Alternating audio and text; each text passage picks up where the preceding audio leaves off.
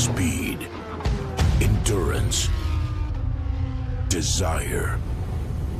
For 160 years, Motul has helped engines and drivers go faster, further, and stronger. Tested in the heat of battle, driven with passion, with one aim, to give you superior powertrain protection and performance. Motul.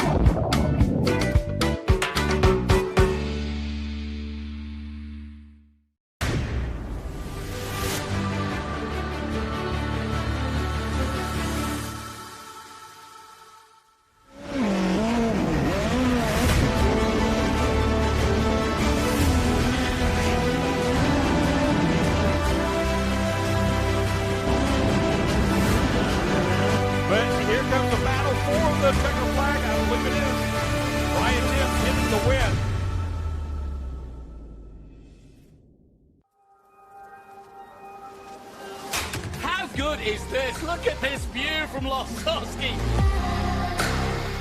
It brings all my fans, it brings the audience into the car with me. We turn 140-mile-an-hour entry speeds. The quickest and most efficient way for me to get information to my drivers is from using the V-Box HT2 system.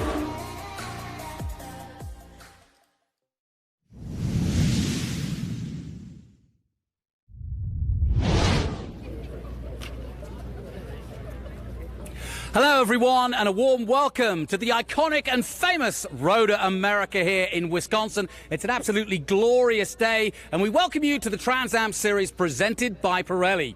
This is round 8 of the series, and so far it's been absolutely dominated by CD Racing and Chris Dyson's team. Unfortunately for them, though, Matthew Brabham, who's played a huge part in that success this year, not racing today, had electrical problems. Chris Dyson, though, is at the sharp end, looking to defend the lead that they brought here to Road America.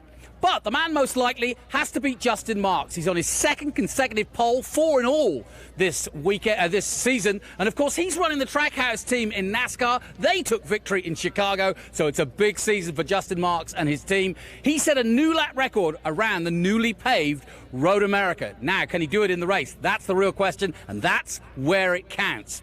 Now, today is a very special day for everybody here at Road Americas because we want to remember and pay tribute, and that's why it's called the Denny Lamers Tribute 100 this weekend, because Denny was a part of the Trans Am story. He was in the top 10 the last 2 years, 8th and 10th place. His car will be led around by Cliff Eben, one of his good friends and teammates, but sadly he passed away last year, and he's been a huge part of the Road America track here over the years. His family and friends are here to celebrate it. Let's learn more about Denny Lamers. Well, Jan, just sum up what this weekend means to you and your family. It's just a huge, huge honor. So many people love and respected him, and he knew what he was talking about, and he loved this racetrack.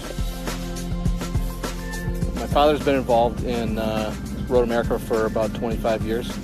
We've been doing the engineering and architecture around the place. We've been doing a lot of the buildings you'll see, and the cart paths and the bridges. He's been very involved in all of those projects. He just really cared about this place. I heard that when the repaving was coming about, he was very excited about that whole idea. He was actually the first person that was that drove a car around the new track, so he was very proud of that fact.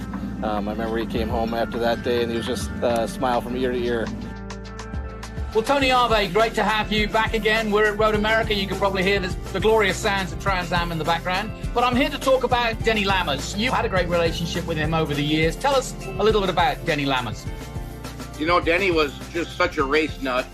Of course, he was in USAC. He was a sprint car owner champion, and I was racing sprint cars in midgets back then. So I kind of reached out to him to do some of that with him. And when I did, unbeknownst to me, he was just starting with GT1 and Trans Am stuff, and he was really interested in having me help him with that, with some cars, and help me, you know, to do some of it as well if I wanted again. And that's kind of how it all got started. This weekend we're celebrating your father's legacy, and I think it's important to emphasize that he wasn't just a racing driver, he gave back in many, many ways. We started the Lammers driving experience about 15 years ago. It started off as a track day for him to just test for, you know, the Trans Am races, and it eventually grew into every year we raised about $60,000, and we gave it back to local charities around the area, children's charities. I really think Denny would probably say, you know, why wouldn't you put somebody more important up there? That's the kind of thing he would say. But I think it means a lot to the family because it was very important to Denny. The only real time he got away from work was kind of racing, and Road America was his place, you know. He was definitely very humble. But I think he secretly would have loved that his cars on all the hard cards and whatnot. All these people want to dedicate and do things for him is the biggest honor our family could have. So we appreciate it. We thank everyone here. It's amazing. He was a good man, and he loved it here. So yeah.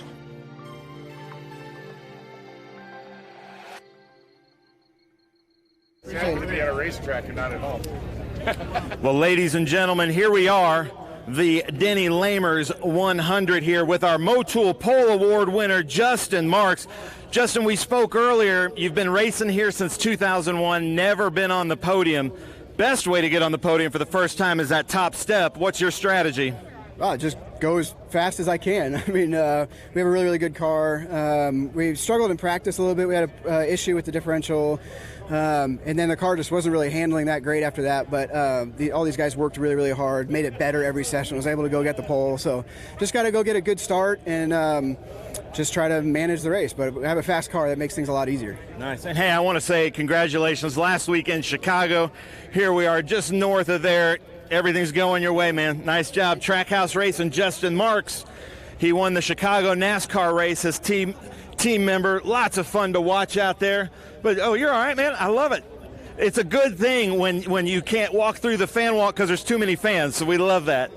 So Boris said, where's Boris said senior, and we have to make this delineation because Boris said junior is also here this weekend, actually talking to a family member of the Lammers. I'm sure raced against Denny Lamers many times. So Boris, I know you were just last year and the year before that. So how does it feel to be back in one of your favorite tracks? I mean, I love this place, but it's really cool with Denny Lamers with his car. I mean, I remember watching the guy when I was younger, and I'm thinking, man, that old guy can drive. And now I'm the old guy, so it's weird. I just turned 60 last year, so. But it's really special for him, and I'm sure he's looking down and laughing, because that's what he always did, laugh. But yeah, we're going to get it on pretty soon and have hopefully a good race. Nice. I love it. And look at this. We've got a Camaro up front. We've got a Ford Mustang up front, a Challenger right here, another Ford. So we've got the big three right here in the top 3 and 4 with us with the Trans Am Series, as it should be. I got to give it up, though, because we're at Road America, and we've got the America livery here with David Penterick, Captain America, buckling it up over there. How cool is that? And then a Corvette, 2-time Trans Am champion Amy Ruman, right here at the Corvette track, going to be going under the Corvette bridge. Any extra pressure, Amy, running a Corvette at the home of Corvette? Oh, no, we're proud to represent Corvette still, and, you know, we're having a good run today. Hopefully we start in 5th. I think it's going to be a good day. I think it's going to be a good day. The new track is definitely interesting. But I think it's going to be fast, and the sun's out shining, so we're good to go. Nice. I love it. Amy Ruman, the number 23 McNichols Metal Service Center and Valley Chevrolet. Over there, we've got Danny Lowry in our first GT class car in the Bennett Bridge Hall Mercedes. All fans, if we could please clear pit lane in a timely fashion, walk back this way to the back of the grid. Please clear. Then we've got Tommy Dreesy here in this Lucas Ford Mustang MAV TV. Look for Tommy Dreesy to move up. Richard Grant, another Corvette out here in the TA class. Now, this is where it gets a little bit interesting. Ricky Sanders, Milton Grant, Cary Grant, these Porsches, 3 equally yoked Porsches, and this V10 Lee Saunders Dodge Viper. So Dodge Viper definitely has a big advantage here with these huge, long straightaways. Lee, it's going to be your job to keep these Porsches behind you. How do you plan to do that? It's going to be tough because we've got 3 really good competitors, and Cary, Milton, and of course Ricky. It's all pretty tight, so hopefully we can, just watch traffic and keep her pointed straight and be on the top step at the end. But we'll see. It's going to be a tough one. So nice. It's going to be a tough one, he says, and it's tough to even just finish a 100-mile race here at Road America. These 3 Porsches, though, in our SGT class are all within a second of each other, so that should be a very interesting race. Then over here we've got Mike Attaway in this Audi, our lone GT competitor, but Mike Attaway is known for finishing. And then first time in the Trans Am Series, Josh Carlson in this SGT. Josh, welcome to the series. Green flag drops, what's your strategy? Just keep the nose clean. I'm starting kind of far back. It's a 75-minute race, so I'm just going to take my time and try to get to the front. Nice. So how would you explain the Trans Am Series to your friends in just the first weekend? What have you found out? It's a great run series. I mean, for my first time here, I'm pretty impressed with how it's run. I like the great variety of cars we have, from GT cars, TA cars, TA2 cars, so it's a lot of fun. Nice. I love it. So we've got a great mix of cars here. Something that I do want to point out, George, if you don't mind, I'm not going to make you come over the wall, but you can see here there's a lot of people posing and getting their pictures with that Denny Lamers, the banner there from 1948 to 2022. He was here with us last year, but the one thing about Denny Lamers is his fingerprints are all over this place. We're going to see it in the race when we go under that Corvette bridge that I was talking about.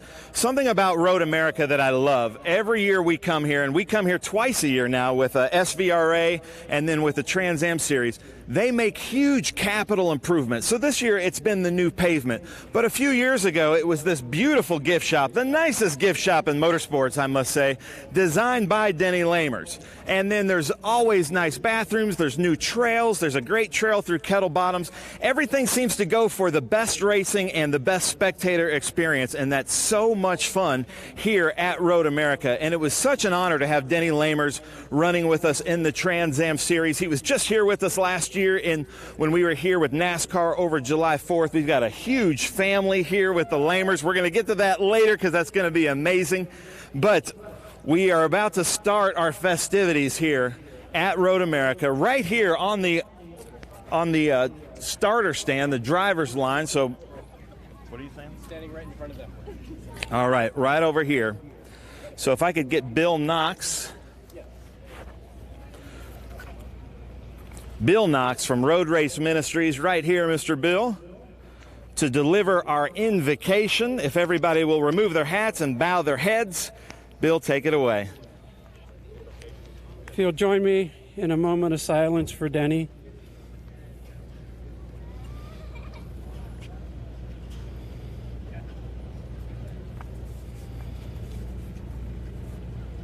Thank you.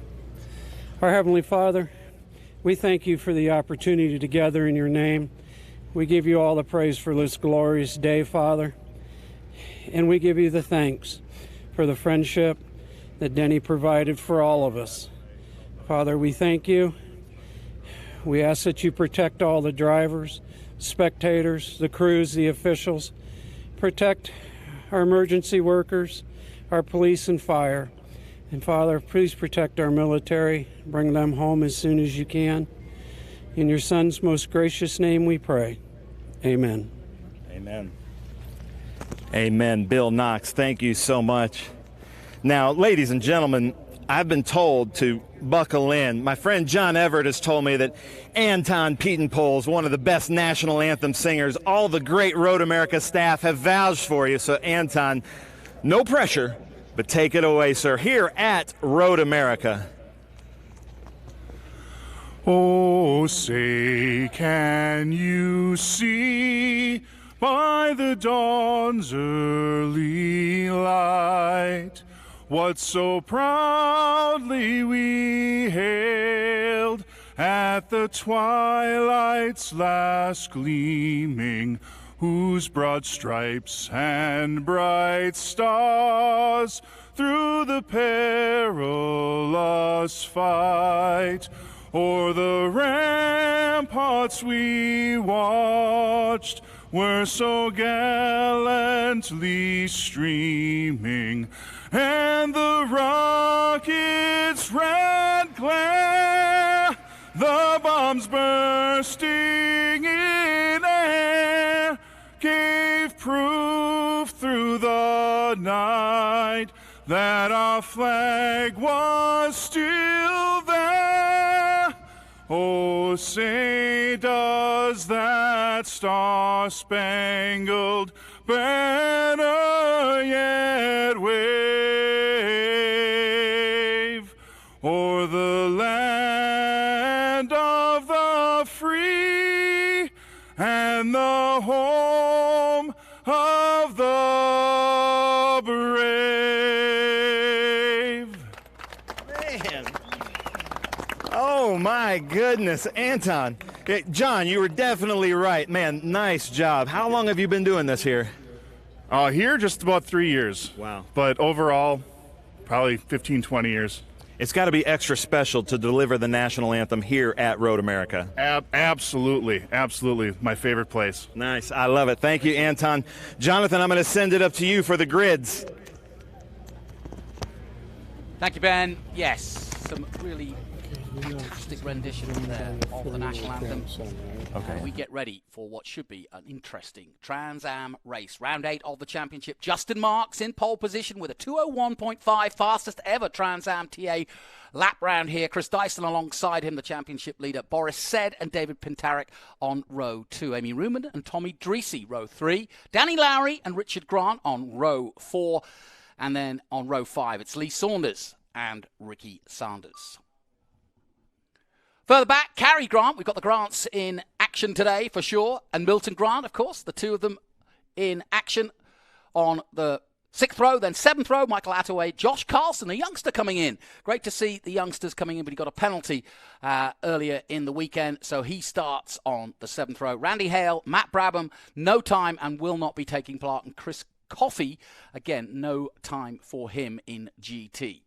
But we've got some great racing to come, and I'm sure that Justin Marks has got his tail up after what has been going on in his world. It's been going from strength to strength with Trackhouse Racing, but so too has it been for his Trans Am career, which has absolutely blossomed. He's done a lot of sports car racing and IMSA racing in the past, but Trans Am, first full season, he's dipped his toe in it a few times, but this year he's come out fighting strong, and watch out for that 99 Trackhouse car come good. But we are, of course, ready to watch the parade of Denny Lamers' car as well, the 66, as we honour his legacy here at Road America.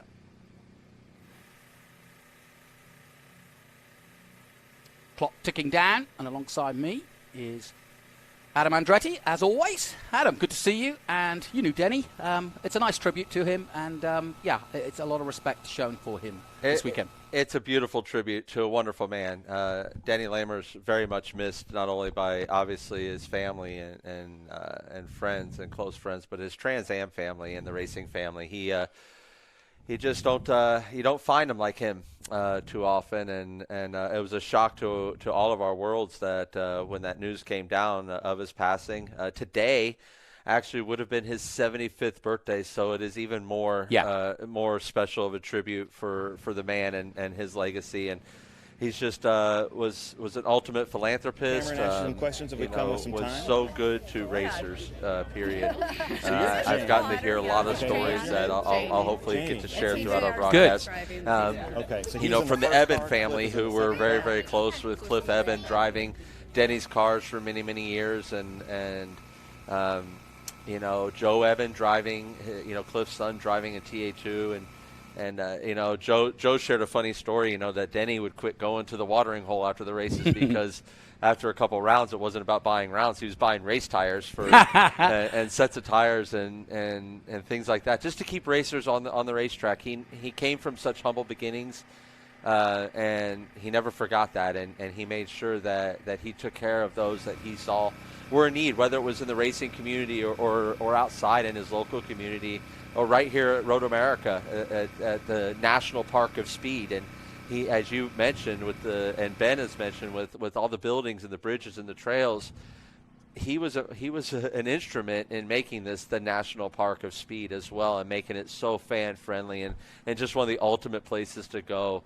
as a race fan and race enthusiast. So we love you, Denny, and thank you so much for all that you've done, and your family, and they're carrying on the great Lammers tradition, and you would be very, very proud of what's going on here today in your memory, my friend. Nice words. Thank you, Adam, and especially coming from somebody who knew him and raced against him. I've spoken to a few, including Tony Arve, who obviously was part of that tribute, and Tony letting me know that if it wasn't for Denny, his career would not have been as successful as it was. So a lot of great comments. I also spoke to Richard Grant, who raced with him and is racing today in the number 30 Corvette, but he's raced with him since the early 70s. Unbelievable. And it's great to see the Grants out there in full force as ever. But as you can see, conditions set fair. We had a little bit of oil spill. We'll talk about that in a moment. But as you can see, the Corvettes are on fine display here. And we will get ready. Slight breeze, but the conditions are absolutely perfect for this race ahead. 9 minutes to go. And right now, let's head once again down to the pit lane and join Ben Sissel as we get ready for the start of this TA Trans Am race. So she doesn't see her mommy. Well, thank you, Jonathan. You know how I like the kind of fun, awkward situations. They opted out of the driver's command, but I love when anybody says I don't want to be in an interview, I have to interview them. So I'm with Jamie and Jan and the Lamers here. He has his fingerprints all over this whole track, and what a great legacy that's going to outlast all of us. How does that feel to you, knowing you're back home here at Road America and you can see his fingerprints everywhere? It's amazing. He loved this place more than his own house, and it was his happy place, and that it's going to be forever.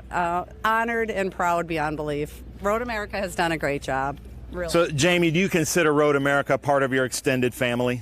Yeah, absolutely. I've been coming here since I was probably 11. So, your wedding? Yeah, and this is where my rehearsal dinner was held for my wedding. So, yes, we're big fans. I love it. That's amazing. From a Denny's standpoint, does a race here at Road America really stand out to you, or a special memory that you have here with him?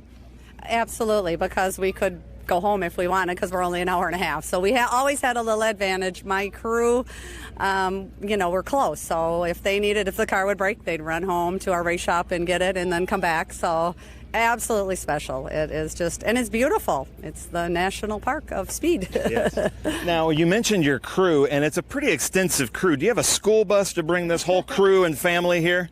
Nope, we just mishmash it all together and all kind of just get here. So, nope, we've made it work. And Jamie, how long ago was this wedding and the rehearsal dinner? In 2014. Nice. Yes.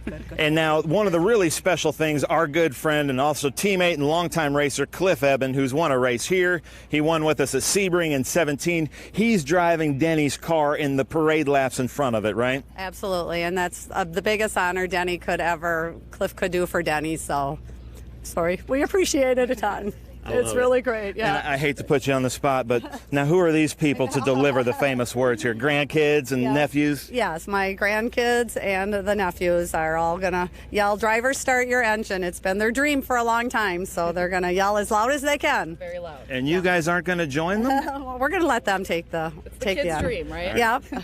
Every kid's dream. So. Any of these kids belong to you? Yes, the one in the pink headphones. The one that's the crying one. Awesome. I love it. All right. Well, thank you so much. Thank you for being a part of this and being a part of the family. All right, guys, let's line up right here because this is going to be so cool. Denny's going to hear this, right?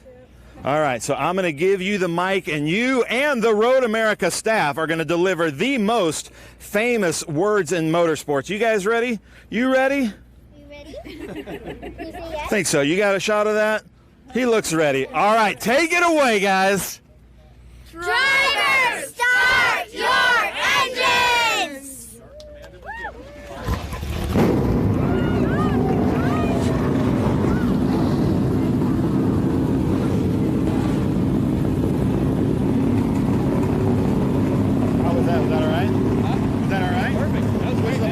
in the house?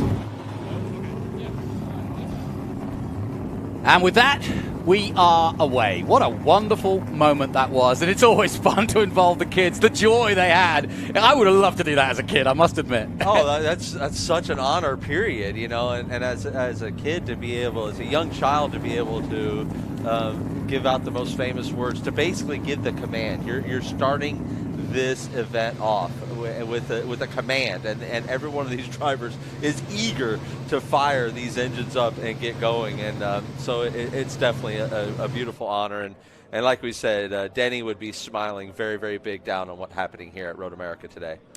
Adam, obviously this is an iconic circuit. I mentioned it at the top here, but as we look down on it, what is it about this? I know it's long, I know it's fast, but tell me about Road America and what makes it so special. You know, it feels like you're on an old country road and you're going somewhere, right? And that's what makes this place so special. It's not simple.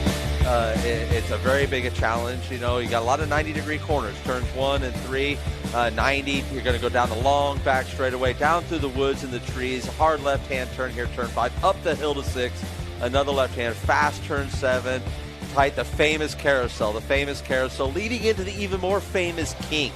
You know, one of those hold-your-breath moments down the long back straightaway towards Canada Corner, turn 12, and then turn 13, one of my favorite turns around the whole track. 14, very important to get that good drive off 14, coming up the front straightaway hill and making a lap around Road America here at the National Park of Speed. And being the length it is, over 5 kilometers, as we take a look at Denny's old car, and I think Denny was 10th here last year, and the year before that 8th, so very, very strong memories for all the people that watched him race over the years.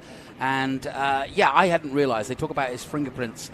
So much of the upgrades here at Road America have had a hand in by Denny and his family and the McMahon Group, his company. And so here's the previous winners. Kras Grala won it last year. Chris Dyson, who's racing today, obviously has a great record here. So does Boris Said, won this race in 2018. But what that graphic doesn't show you is that Boris has been on the podium pretty much here at Road America. So very much a specialist here. But yeah, what I think is interesting about Road America is it's such a long lap that if you mess it up, or you have a corner go wrong, it takes a long time to get it back, right? It does. It's not like Lime Rock where you get it back in 50 seconds later. You know, you're waiting, and that's what's amazing, right? You know, you got Justin Marks almost to a he's almost at under a sub 2 minute lap here. A sub 2 minute lap here at Road America that's like. That's the goal of every driver. You get here and anything you want to get in, you want to get a sub 2 minute lap, and he is so tight to that with this new pavement. And I'm sure Cliff right there, watching Cliff Eben drive Denny's car around, just full of emotion. And the Eben family, very, very close family to, it's an extended family really to the Lamers family. And so I know that this is meaning an awful lot to an awful lot of people. And these, look at all these fire-breathing engines right here, these beautiful race cars, getting the rubber, getting these Pirelli tires, these P0s up to temperature, up to pressure, and ready to give us a great show and to make Denny smile even bigger as he's watching down. Let's give you some news stories. Obviously on board with Justin Marks in pole position, set the fastest lap in qualifying. A newly paved circuit. A lot of people saying that there's a lot of grip out there. They keep talking about the smoothness of the new surface. It was only resurfaced recently. And so lap times are dropping in Moto America that was here a few months ago. All of the lap records in every category broken. Indy actually didn't break the lap record here, but I'm pretty sure that we're going to get a race lap record from either Justin Marks or possibly Chris Dyson before the end of this day is done, as we look high above the famous carousel. What is it so challenging about the carousel? It goes on forever. Because there's literally infinite ways to get around there with speed, and you know, I've followed some of the best in the business and followed some of and have learned, you know, on some carousel entries, and it's a long corner, but it also falls away from me as we're just getting ready to get to right here on board with Tommy Dreesy. The track starts to fall away, and you're losing grip, and you're trying to bring it back to the last apex there on the inside to try and make it through. Well, we welcome our viewers on MAV TV live here at Road America as we bring you the warm-up lap here of Trans Am. Jonathan Green and Adam Andretti bringing you the action as we go through Kettle Bottoms and down towards the famous Canada Corner, which today is the Bennett Bridge Hall Canada Corner.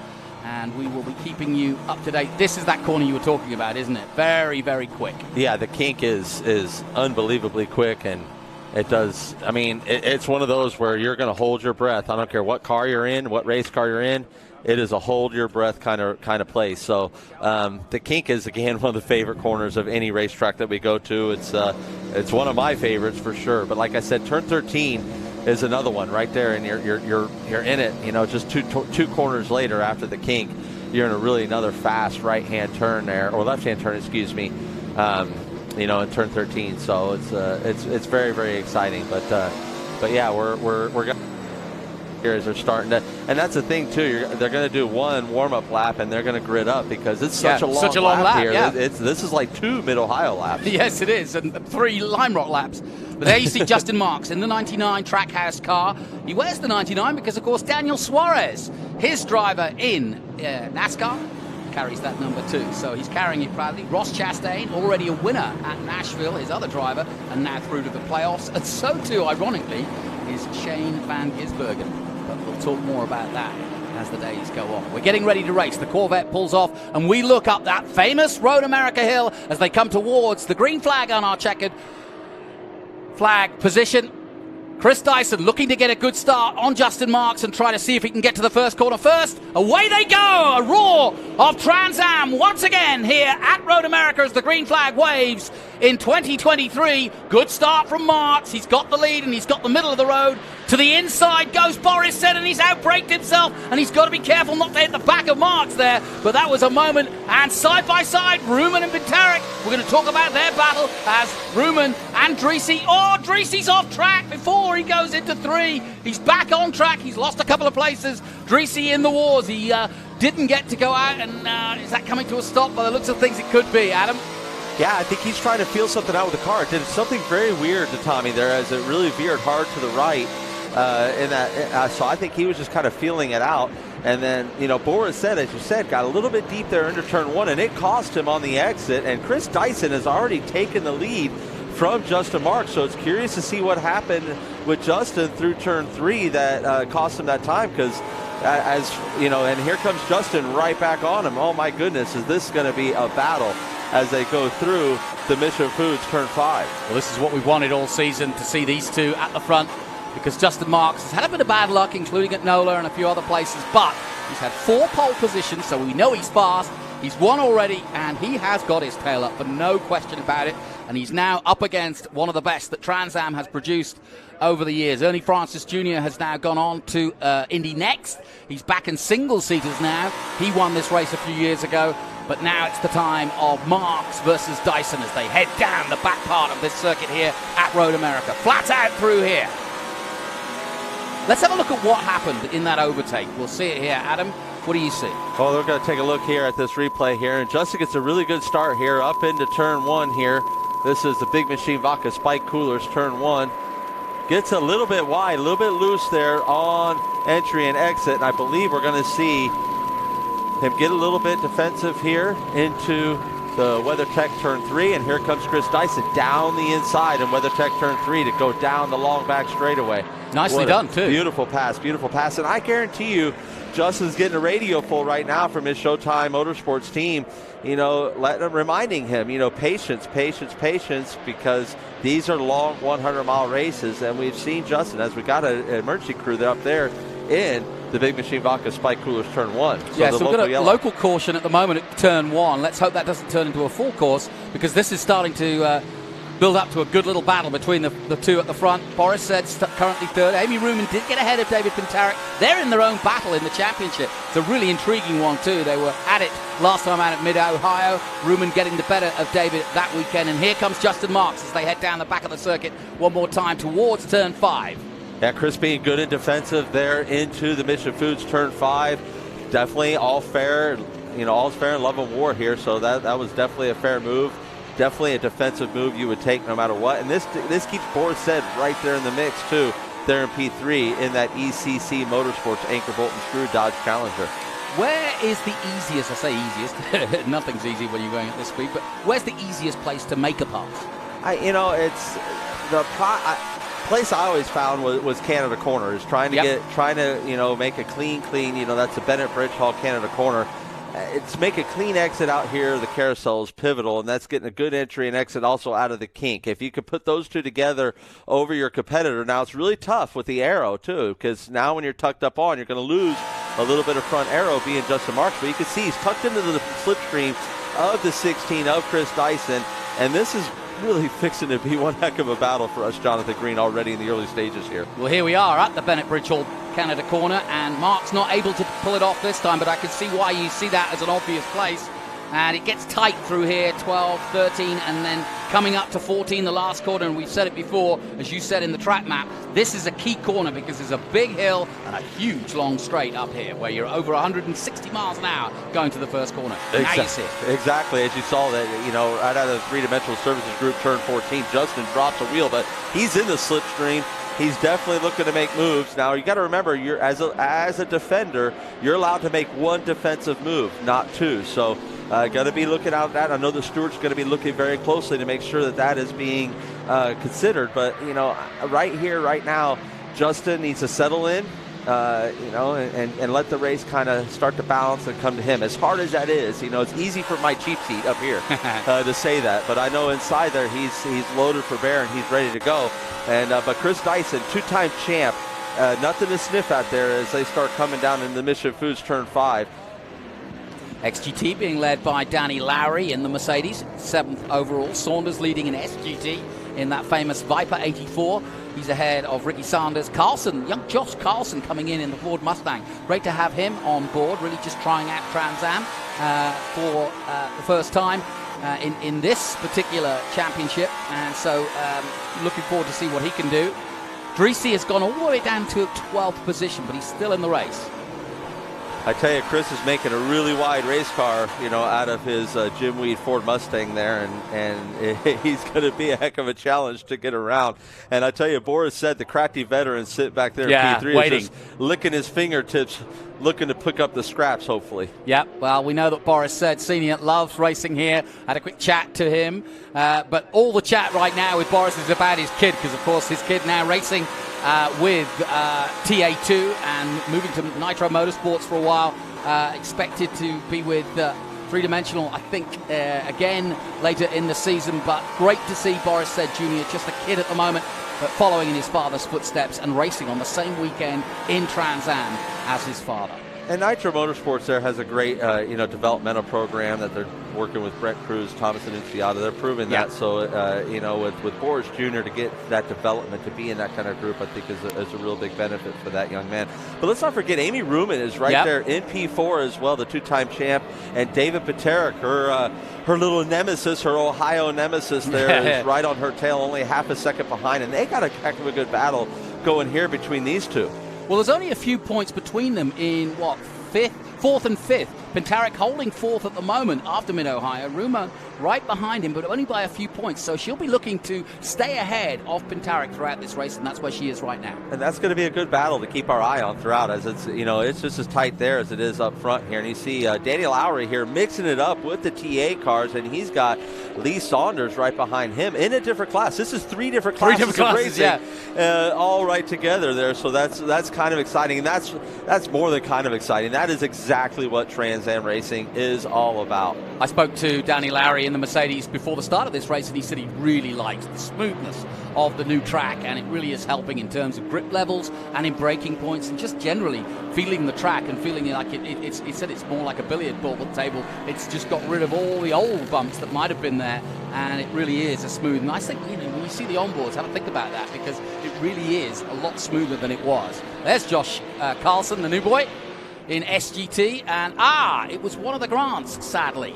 Oh, that's a shame to see. Cary Grant. Yeah, that's a big hit. That's Cary Grant there. That's a lot of heavy damage there to the left front of that Porsche. It's worth noting we are without a Chris Coffey as well in that beautiful Maserati, as he suffered a practice crash in the kink. They got it. Okay. And this is a battle up front again, still materializing, and this is really, I tell you, this is what gets your heart rate up when you're behind the wheel, whether you're the lead car of Chris Dyson or Justin Marks in that Trackhouse Chevrolet Camaro here. just making this business. But it's also great parity, right? We have a Ford, a Chevy, and a Dodge are our top three here in the TA class, Jonathan Green. It's an intriguing battle because Justin Marks is kind of unfettered, and what I mean by that is he's not really racing for the championship. He started the weekend 6th overall. Like I said, he's had a bit of bad luck, but his pace has been always good. Same for Boris said. They're not going to try to challenge Dyson for the championship. In fact, it's all one-way traffic for CD Racing at the moment. So Marks just wants wins. And so Dyson's kind of in a bit of a precarious situation because he wants to win, he wants to be dominant, but he also knows that if he wants the championship, what he doesn't need to do is get into a Barney, and that's what we call a fight in England, with these two. Well, and I'm telling you, Chris is a winner, and he wants to win. He's a champion. So, right now, honestly, the furthest thing from his mind is the championship hunt. He wants to show Justin Marks that if you want to win races, you got to go through Chris Dyson, CD Racing at some point or another. And that's really what the story of the season's been. And Boris said is showing some great pace here in the 79 Dodge Challenger from ECC Motorsports. That is a Weaver chassis, and we all know the history of Pancho Weaver and Boris said and all the work that they do together and the development and stuff like that. And ECC Motorsports, the Henriksen family, is one of the proud owners of one of those latest versions of the Weaver Racing concept chassis. Under the Speedville Bridge, once again, and into the carousel. Marks putting massive pressure on Chris Dyson, but Dyson is warmed to it. 40 years of racing for CD Racing, his father and him. Chris Dyson, that is, based out of Lime Rock. That's where Poughkeepsie up in New York is where they're from. But celebrating what has been an astonishing career for both he and his father and the CD Racing team. But they're under big pressure here as they go through the kink and down towards the Bridge Hall Bennett's Canada corner again. Still can't quite get it done. No, and I think Justin is showing great patience here. I believe Justin has the pace. He has the way he can drop back and gain ground back on Chris Dyson. And again, it's a bit of a cat and mouse game a little bit too, right? Because Chris is probably also not driving his stuff off as they go through the three-dimensional services group turn 14. He's not driving his car to the ground either. He needs to make sure that his Pirelli P0s are here for 100 miles so that he could take this battle all the way through the 100 miles. Down the main straight they go, and now down into the 206s. This is the closest Justin Mark, as he just pokes a nose out for a moment there, has been to Chris Dyson. So Dyson holding on here as they head down towards turn 3. Boris Stead still waiting in 3rd position. Amy Ruman in 4th. David Pentarik in 5th. And Danny Lowry in 6th place.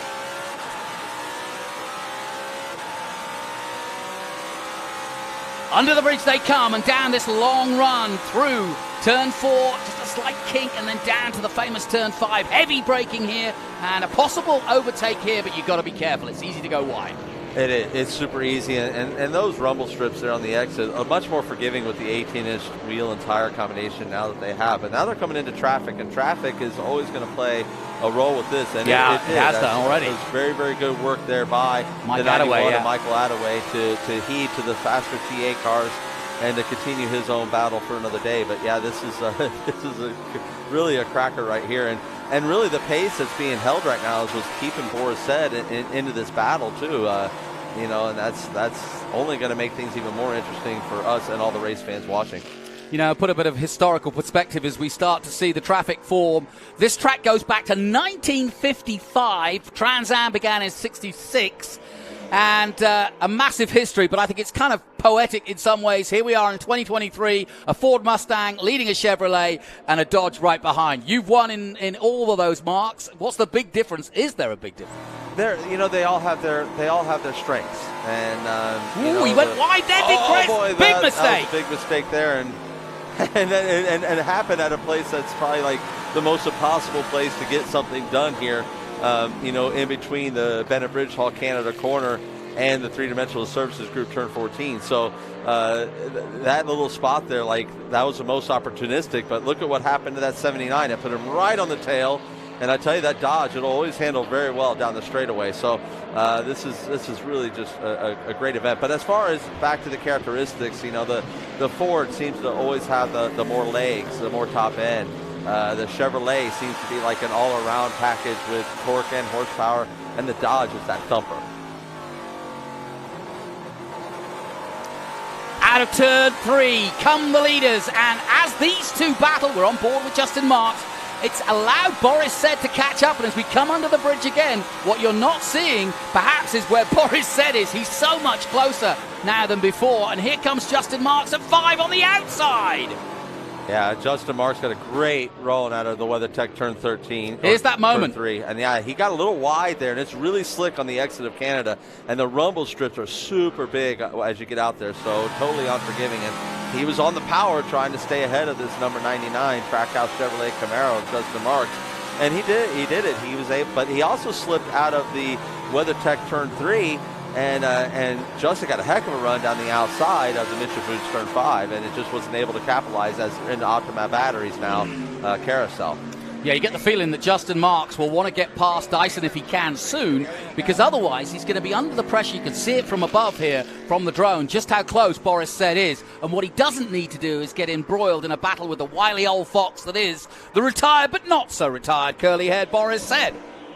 Yeah, I know Boris is one of those where, yeah, if he's in the mix, you got to be ready for an attack because he's coming. But at the same time, I also think that he's kind of feeling okay sitting in the position that he's sitting in and letting these two kind of battle it out, and see what comes of it. Because if these two really get into beating and banging and side-by-side racing, guess who's right there to capitalize? Oh, yeah. And that's that beautiful 79 Dodge Challenger there. Yeah, like I said, I was looking at the history books last night, and Boris has got an amazing record here. He won here in 2018, was second in 19. In 20, he was on the podium again, and so he's always been a factor here, and he's looking to do the same again. Again, Marks pops out at the inside of turn 1, doesn't get it done. They head down, out towards turn 2, the important right-hander that leads onto the straight. And I think Justin, too, part of his poking out is not only to get into the head a little bit and to make a mirror drive, you want to make that competitor head of a mirror drive, but also you got to get some air to the front of these, too. Yep. Not only for the downforce, but to cool them. And you don't want to, this is a racetrack that is famously, hard on brakes because we're taking a lot of speed off the cars on numerous areas around the racetrack. So a lot of that is kind of two pieces to that puzzle, right? As far as not only wanting to climb in the head of your competitor, but he gets a heck of a run here. Will he go around the outside? Well, that was good work from Dyson, defending well there. Outside of turn 7 is usually not a place that we pass at Road America, but they go into the Optima Batteries turn 8 here with good defense by Chris Dyson. And that's going to, leave a good speed advantage for Justin Marks. But I tell you, Chris Dyson is really getting through the carousel and the kink really well here. As you see him in the middle of the carousel all the way to the exit, he pulls a car length and a half or so on Justin Marks. Gets through the kink pretty well, pretty evenly, and maybe Justin even a little bit better. Because you watch Justin gain back some of that time. Yeah. And some of that, too, is that ECR engine, that ECR power underneath the hood of that Trackhouse Chevrolet Camaro. That's some serious horsepower that I know I enjoyed being behind the wheel of when I was in Indianapolis. It's great horsepower, very drivable stuff that the man Fish puts out there underneath the hoods of these cars. And it handles nice down the straightaway, but he's getting good drive through the kink. But I tell you, if Chris gives up any of what his advantages in that carousel, I think you're going to see an attack by Justin Marks. And he's been struggling getting off of the three-dimensional surface group turn 14 the last few laps Chris Dyson has, and it's really given him advantage coming down this front straightaway. Here comes Marks to the outside this time. He's looked to the inside 2 or 3 times. Again, he doesn't get it done, but it's real cat and mouse between these two. The chess at 160 miles an hour, as I like to call it, because it really is a case of strategy here at this point. And the man who's playing the best chess in my mind right now is Boris Said, just waiting in the wings for something to happen. Absolutely, he's looking for that checkmate move, yes. At any time, and there's a lot of racing left too. We're not even halfway, but this has been a fast-paced race. To already cover 9 laps around this large circuit is pretty incredible, and it shows the excitement that we've had up front here. I mean, we have not been able to really release ourselves from this excitement here. We also had that race between David Peterick and Amy Ruman we were talking about. David did get the better of Amy Ruman, and Amy is only about a little more than a second behind David Peterick for that battle for 4th place. And given what could happen up here front with the scramble that they have going on, Justin Marks has gotten the lead taking the lead away from Chris Dyson. I wonder whether he did it at 8 again. Let's have a look. We'll have a look at a replay of that, because where he did it was most interesting, and I think it might have been like you saw on the previous lap where he got side by side. Let's have a look at it again. So coming through here, or coming through turn 5, up the hill into turn number 6. Braking points are all, oh, he gets a little loose on entry. Couldn't get the wheel turn to go cut the wheel into there, and Justin Marks takes advantage. Well, that is a classic. As a racing driver, I'm sure you'd agree, that's a classic way of hounding your opponent into a mistake. Yeah, absolutely. The car is very light there for turn 6, right? The braking zone's right at the crest of a hill, and it looked like it caught a little bit of a rear lockup for Chris Dyson, and he couldn't commit to turning. And now he's got his mirror full of Boris Said to worry about, as Justin Marks is making hay and just taking off to a... Yeah, and that last lap at 2:04.8, boy, has he taken off. Last lap for Dyson at 2:06, so he just sprinted away as soon as he got past. And now, as you say, Dyson has got his own battle now with Boris Said, and these two have huge history of battling each other over the last few years. Pintarek up to 4th place ahead of Ruman. Lowry now in 6th place overall, but leading in XGT. And Richard Grant in 7th. Lee Saunders leading SGT, and Tommy Dreesy up to 9th after that mistake going into 2 a few laps ago. And it looked like Tommy Dreesy in that Lucas Oil Ford Mustang. He took a couple laps just to sort himself out and make sure that what he was feeling wasn't something that was, detrimental to their finishing the race. So he did a really nice job, a really heads-up move. But now he's got the grip between the teeth, and he's out there setting some lap times, and he's on his move back up through the pack here. So you're going to see him cruise back up through this PA field. And Adam, just to put in perspective for some of our map viewers who may be new to Trans Am, give us a little bit of a history. Chris Dyson, sports car racing, Trans Am, multiple champion. Marks, of course, has got his own sports car career, owns a NASCAR team, raced in Xfinity at Chicago, but sadly it was rained off. But his team goes from, strength to strength. Just had a win in NASCAR with Shane Van Gisbergen. And likewise, Boris Said, NASCAR, IMSA, Le Mans, you name it. He's won everything. So we've got some very experienced drivers at the wheel here. Yeah, absolutely, and it's pretty simple. Each one of these drivers will tell you it's the most fun car to drive. It is the most rewarding to drive.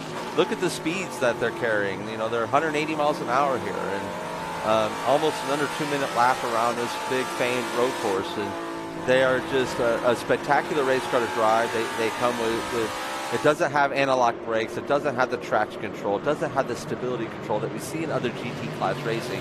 And I think that's what really, and I know that's what attracts like the likes of, Chris Dyson. And, a true racer certainly doesn't want those A's. A true racer wants to have that control of the vehicle. And the Trans Am Series has that in those classes, in the class of PA and also in the class of PA2. Well, we're looking at 3rd place to the championship, Tommy Dreesy. It's not been an easy season for Tommy. It's been up and down. But the Lucas MAV TV-sponsored car going good here at the moment anyway after that early mistake, and trying to make his way past Richard Grant in that number 8 Lucas prepared Ford Mustang. And that's for position within TA, but also position overall as well for 7th place. This battle's going to come up here. Excuse me, I put him in a Ford Mustang. He's in the Camaro. But he has used both. No, Dreesy's in the Ford Mustang right now. Okay. Yeah, he's got him down. It's interesting because they've got him down as being the Camaro. So, okay. Yeah. But no, it's a Ford Mustang that he's underneath the Chevrolet Corvette there. Richard Grant, though, beautiful pass there. That was in nice. The Optima batteries, turn 8, as they cruise into the carousel. Tommy Dreesy's now going to go ahead and set fire and go after Danny Lowry for an overall P6, but he's really going to fight to try and get up to the back bumper of Amy Ruman and to get that battle going. So then, Dreesy making his way bit by bit back into this race. And if he gets a caution, that will change the whole race again. And Dreesy could be a factor. And that's the beauty of watching him race. He's never out of it. Whatever he does as we go back on board with the Lucas number 8.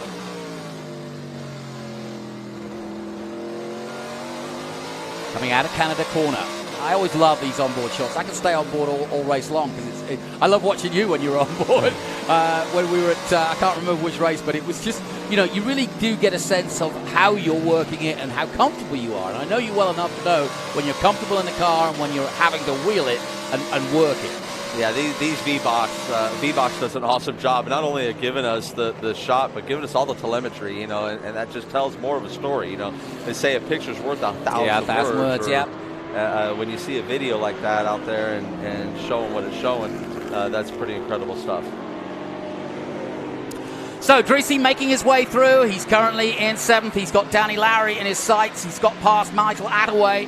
And Dreesy going about his business, having made a slight mistake early on, but now will try to get into a battle, if he can, with Ruben and Pintarek before the end of this race. Still a long way to go in this, and always the possibility of cautions. And when you get a caution here at Road America, you never know how long it's going to be. Given, Pintarek and Ruben! So they were battling, and they've both gone off, and I talk about a caution. I'm afraid that's going to cause one. And this could be stuck, you know, if you don't get out of this kitty litter. Ruben's out. Amy's out, but she had 2 tires still on the pavement, the front. Now, I don't think Pintarek from that position, well, he hasn't got it started, but he's got it running. Now, can he get out of there? No, he's beached it. He's down on the bodywork now. Now he's just going to dig a hole. Adam, let's take a look at what happened, because obviously these two are battling in the championship, but obviously they came into turn 1 and it all went wrong.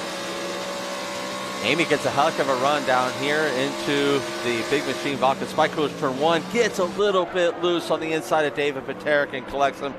Racing incident there. Amy was certainly not an intention there. She had lost the rear under braking, and so they're going to keep us at a full course green flag and just go local caution and bring the safety trucks out. So you know, that's something that do here at Road America is a hot tow, they call it. They'll leave the track hot and try and get David out of the kitty litter. But I assume in his position, we're going double yellow. This is going to be a full course caution. And just like our commentator just said, Jonathan Green, I believe you just said it, a full course caution brings Tommy Dreesy back into a battle. It certainly does. Yeah, makes things very interesting indeed. And it also makes that battle between Marks and Dyson that much closer again. And Marks, having done the hard work of getting past, now has to build on it again. Will the wind also play a part? You can see it starting to breeze up a little bit more as Tommy Dreesy comes across the line. Marks crosses the line as well. Here he is. And we are under caution here at Road America due to an incident at turn 1 involving 2 of the tough fighters for 4th and 5th in the overall championship. David Pintarek in the 57 and Amy Ruman.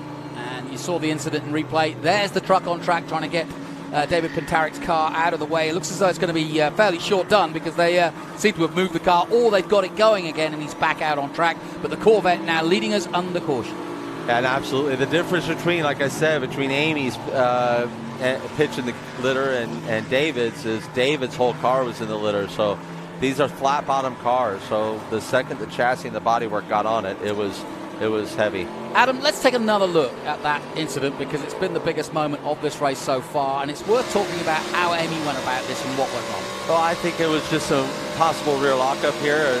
We're going to see maybe even a little bit of a drop in the grass on the inside. I would have to see it again in slow-mo, but it might have been just a little bit. She was in the inside and maybe caught a little bit of the grass, because I saw a little puff of dirt right there before she had lost it off the right side of the car. If my eyes weren't fooling me, I think that might have been what happened, but definitely not something intentional by her. I'm sure David at this point feels a little differently, you know, because inside the car you're just seeing red, and so I'm sure his mindset's a little bit different. But from this point of view, and knowing the way those two competitors race each other, that was nothing intentional there. And she had a great run out of the three-dimensional services group, turn 14. Don't know what attributed that run, because David had about a second and a half gap on Amy Ruman. So there was some mistake that happened with David at some point around there that brought that gap closer.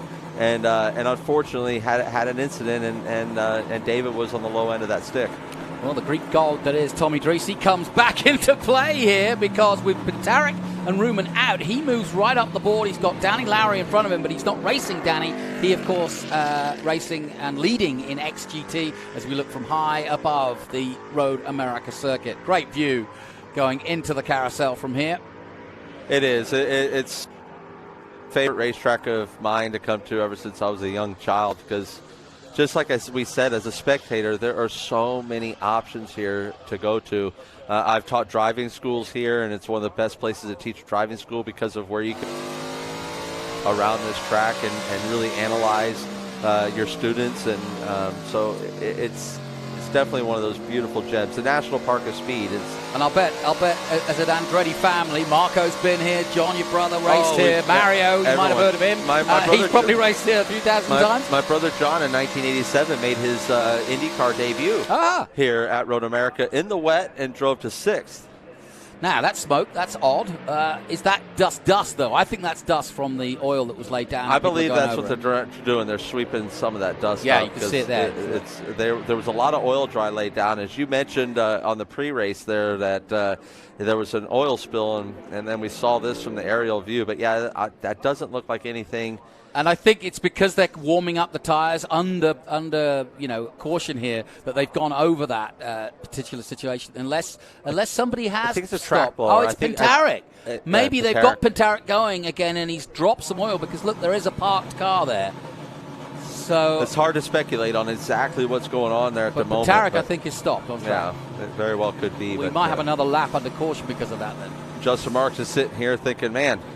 So, lights still on the Corvette, which means as he comes down towards turn 14, I think we will be doing another lap. We'll see.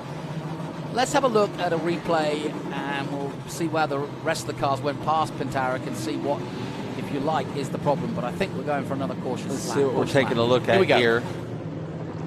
So, now look to the left of your screen as the onboard of Marks. That's Pintaric's car there. Yeah. So he's just dead in the water. I don't think he was the one throwing up the smoke per se, but he might have gotten offline to be away, and that he might have kicked up some of that fresh oil dry that is laid down. In terms of trying to get out of the way. Yeah, and I think that's maybe what we saw. But a lot of times when you spin these cars, you back up the motors if you didn't get the clutch in quick enough and things like that. And it was such a surprise to him. You know, it's one thing if you've lost the car on your own, you kind of feel it coming. Yeah. And as you feel it coming and you know that, it's gone, you could quick dip the clutch. But when it was a total surprise like that, you're looking at probably didn't get enough time to get the clutch in. And that could do a lot of damage, not only the gearbox, the engine, the rear end. So he might be suffering something from a driveline issue that won't let him go. What about for those that are still running and have perfectly healthy cars? What do you worry about in a caution situation? You know, as far as you worry about not picking up a puncture for one, and making sure that you're staying away from any debris that might be out there. You're working about you want to keep temperature and things, right? This is the time when your brakes could get too cold for a restart. You're letting your tire pressures down too much by not keeping the temperature up. And, for like Tommy Dreese here, he wants to be around the XGT car because he wants to go fight that TA car of Amy Ruman. And when you look up front, it was no different, right? Chris Dyson has a lap car in front of him, and he doesn't want that either. So, we're under caution here at Road America. We're going to take a short break. We'll be back with all the action. You won't miss a thing. Stay with us here from Road America and the Speed Tour.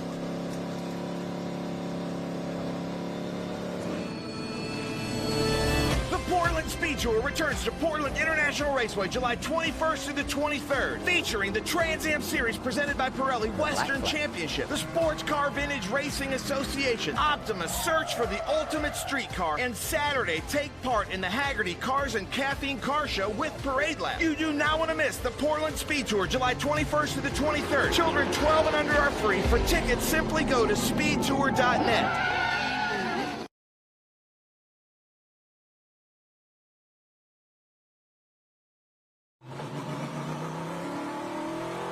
Welcome back to Road America. We're under caution here with a big incident involving David Pintaric, who got back out on track but then stopped just before Canada Corner after the kink at Kettle Bottoms, and he basically bottomed out because he is sat there. That has brought out a caution. Justin Marks continues to lead the race, but as you can see, the flashing yellow lights on that Corvette in front of Justin Marks tell us that we're still under caution. And in fact, we've just been told by race direction that potentially they could all come in for a black flag situation, and that would allow the trucks, which you're seeing now, onto the track. And I think that's because of all the mess, if you will, down that back part of the circuit. So it's going to be an interesting time this now, because now you've got an extra worry, Adam, of coming in. Yeah, then you never want to shut a hot race engine down. honestly, anything can happen. Something electrical, gremlin could come up. Is that when things go wrong? Yeah, the engine could vapor lock. I mean, the last thing that you ever want to do is come to a stop. But the series and the track and the stewards are seeing the need for this. You can see the sweepers are out there, I think, to blow that extra oil dry off, because what we just saw, you can't race that way. So we are under caution at the moment. We're coming up to the incident where Pentarik parked the car, and you can see trucks on track ready to pick him up. And it looks as though we might go from double yellow because of that incident and then bring the cars in. And that is David Hoots, the race director's way of making sure that everything stays safe. But it certainly changes the complexion of this race. And as we just heard Adam explaining, and maybe you can go into a deeper explanation of that, because this is really tough on drivers, because you're in the middle of the race. There's not a lot of time to get things right. There's Pentarik's car being picked up, but they had to do this in order to get the trucks on to get to Pentarik, who's in a very precarious place. It's not like you could have parked trucks there waiting for somebody to have an incident there. So this is why this is a bigger incident, and this is why this track is kind of unique in some ways. Yeah, it's definitely comes down to safety, and David Hoots does a wonderful job of making sure not only us competitors are safe, but also the safety team out here, and we got to thank those men and women from the bottom of our hearts, because a lot of it's volunteer, and they're out there, they're risking their lives, they're taking time away from their lives and their families and so on and so forth to come really feed their passion, and that's the same passion we all have for this sport. And they end up, just so happens they end up with a really good seat usually for the action, but at the same time, it could be incredibly dangerous, and they do it without even thinking, without even blinking an eye. They give us competitors in the series and everyone the unwavering support. So ultimately, this is definitely the good call, the right call is to get this done. What are the? You obviously know this from driving in this championship, but what are the procedures now? Obviously, that this means all cars stop in the pit lane. What can or can't you do in this situation? We hear that might be somewhere in the region of 15 minutes now of pause to this race. Do you stay in the car? Do you what do you do? Well, you can't you can't do anything but drink water. That's it. That's all. That's all. I mean, you could get out, but 15 minutes. Then you'd be getting out, and for what? Maybe unless you need a bathroom break, you're gonna stay put and try and keep your focus on. I personally, I keep my visor down and just keep my eyes, right focused to where I want to be, and just keep myself in my thoughts. But every driver's different. Justin's relaxed. Look at him, visors up, grabbing himself a drink of water, and he's just going to sit there and chill, and he's feeling like he's got the control of this race. And but you might go further back in the field and see a much more serious look at a Chris Dyson, who's wanting to come back and fight for this win. Now, I mentioned that I spoke to Richard Grant earlier in the weekend about Denny Lamers, and let's have a hear from Richard, who's in the car just behind Justin Marks. Well, Richard, this weekend we're honouring one of Trans Am's multiple participants here at Road America, and a man who put a lot into Road America over the years with his family and his company, McMahon. You raced with Denny. What are your memories of him? I started racing up here at the June Sprints every year starting in about 75. And I was in small production cars, stuff like that. 1999, I switched to a GT1 car. And that was when I first met Denny Lamers, because he was basically a fixture up here. I really enjoyed racing against him. He was a good, fair driver. And unfortunately, I have to admit, the last 2 or 3 years I raced against him, he always beat me. But we had some good times together. He was just a great guy. Family guy, businessman, and racer, and he was fair on the track. And I guess I don't know if you talked to Cliff Edmond or not, but I was racing with Cliff and Denny all those years, and just really enjoyed being around him and talking to him when I came up here and stuff like that. Several times he actually came down south to race with us at Road Atlanta and a couple of places like that, and Trans Am. And but yeah, he was a great guy, and I really enjoyed racing with him. Thanks for talking to us about him, and enjoy the 100 in his name. Yes.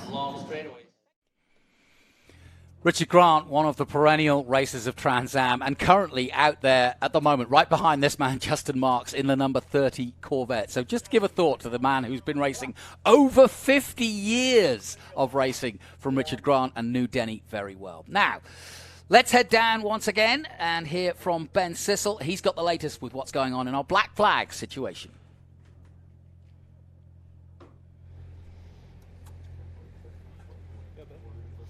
All right, so I'm here at the front of the grid. It looks like this is going to be a long black flag so that they can clear the track of any debris and oil. You can see my man here from Pirelli looking around, just checking everything out. Now, something to show here, George, is one thing you're always looking for in times like this is if the front grille is just clear of any debris. It looks really good here.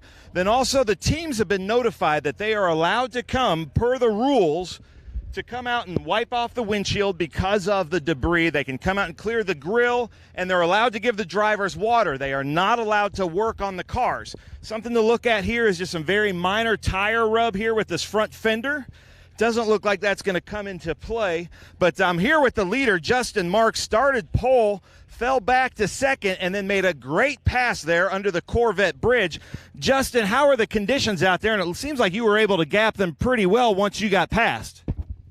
Yeah, the conditions were great till that last yellow. Now it's a mess. But yeah, I was a little too conservative at the start. Chris got by me.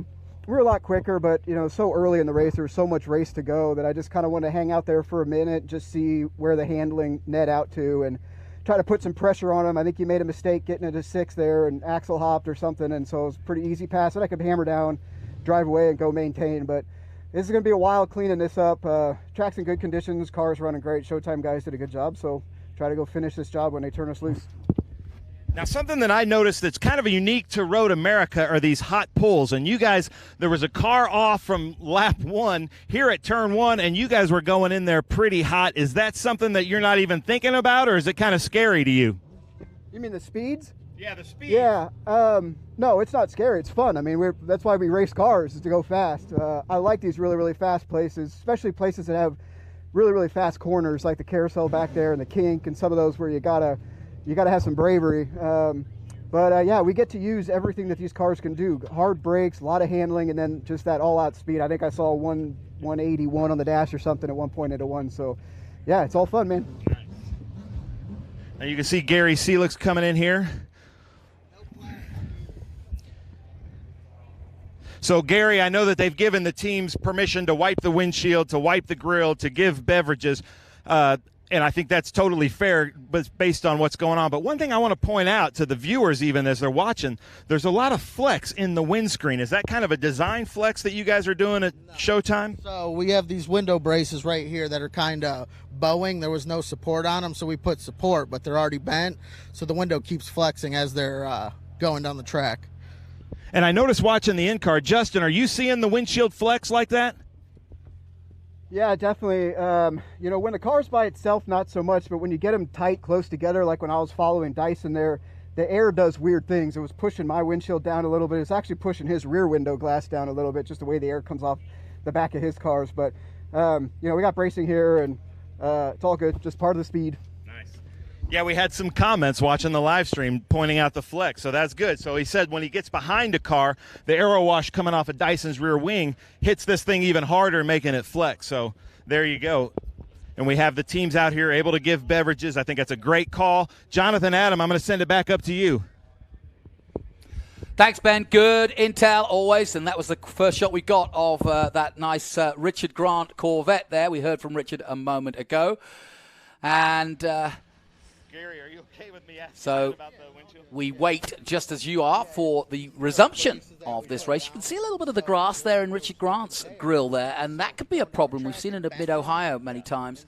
And if you get too much grass in there from going, if you like, off track or being involved in an incident, you can heat up the engine that way as well, as we go back and you'll see Dyson's car. But this is a first real good close look up at Richard Grant's car. And, of course, Carrie Grant involved in that incident earlier on in the day.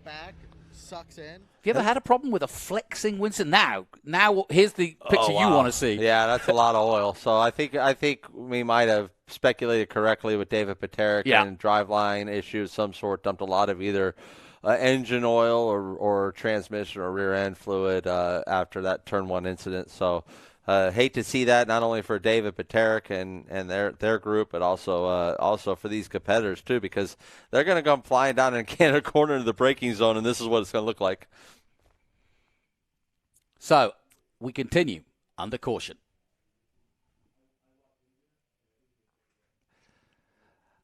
How does that, is it limestone? I don't even know what the combination of the powder is, but does it affect the car in any way? No, not really. I mean, you'll smell it. You'll get dust in your eyes for the first 3 times. It'll be a little bit slippery, but, Road America is going to do a fantastic job of cleaning it up. I can guarantee it. And some of the best in the business, right? Yeah, it's one of the best places that we go to as far as track prep and care. So, unfortunately for Justin Marks, he gets to be the first one there, right? That's a huge advantage for this man. Chris Dyson in P2 he's the second one down through there, and so he's gonna. But everyone's gonna have their eyes full of some sand, a little bit of kitty litter, if you will. Yes. It's probably the closest thing that you can relate it to is kitty litter. Yeah, that's a good point.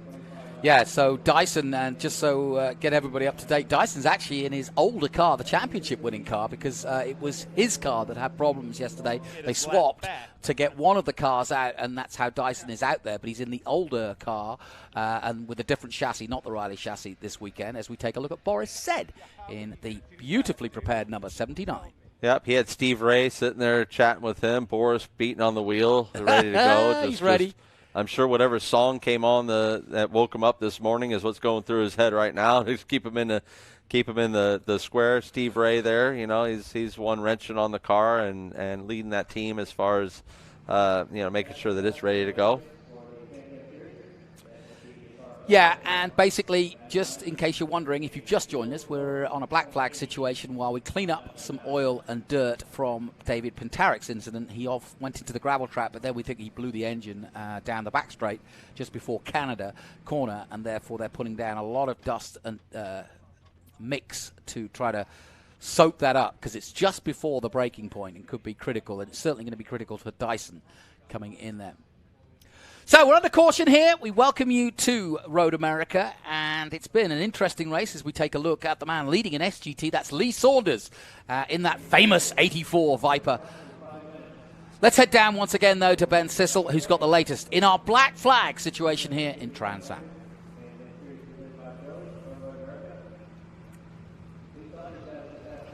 Well, thank you very much. I just want to point out that we've got the big 3 up here in the top, leaded by the Chevy Camaro, the number 99, then a Ford Mustang, and then a Dodge Challenger.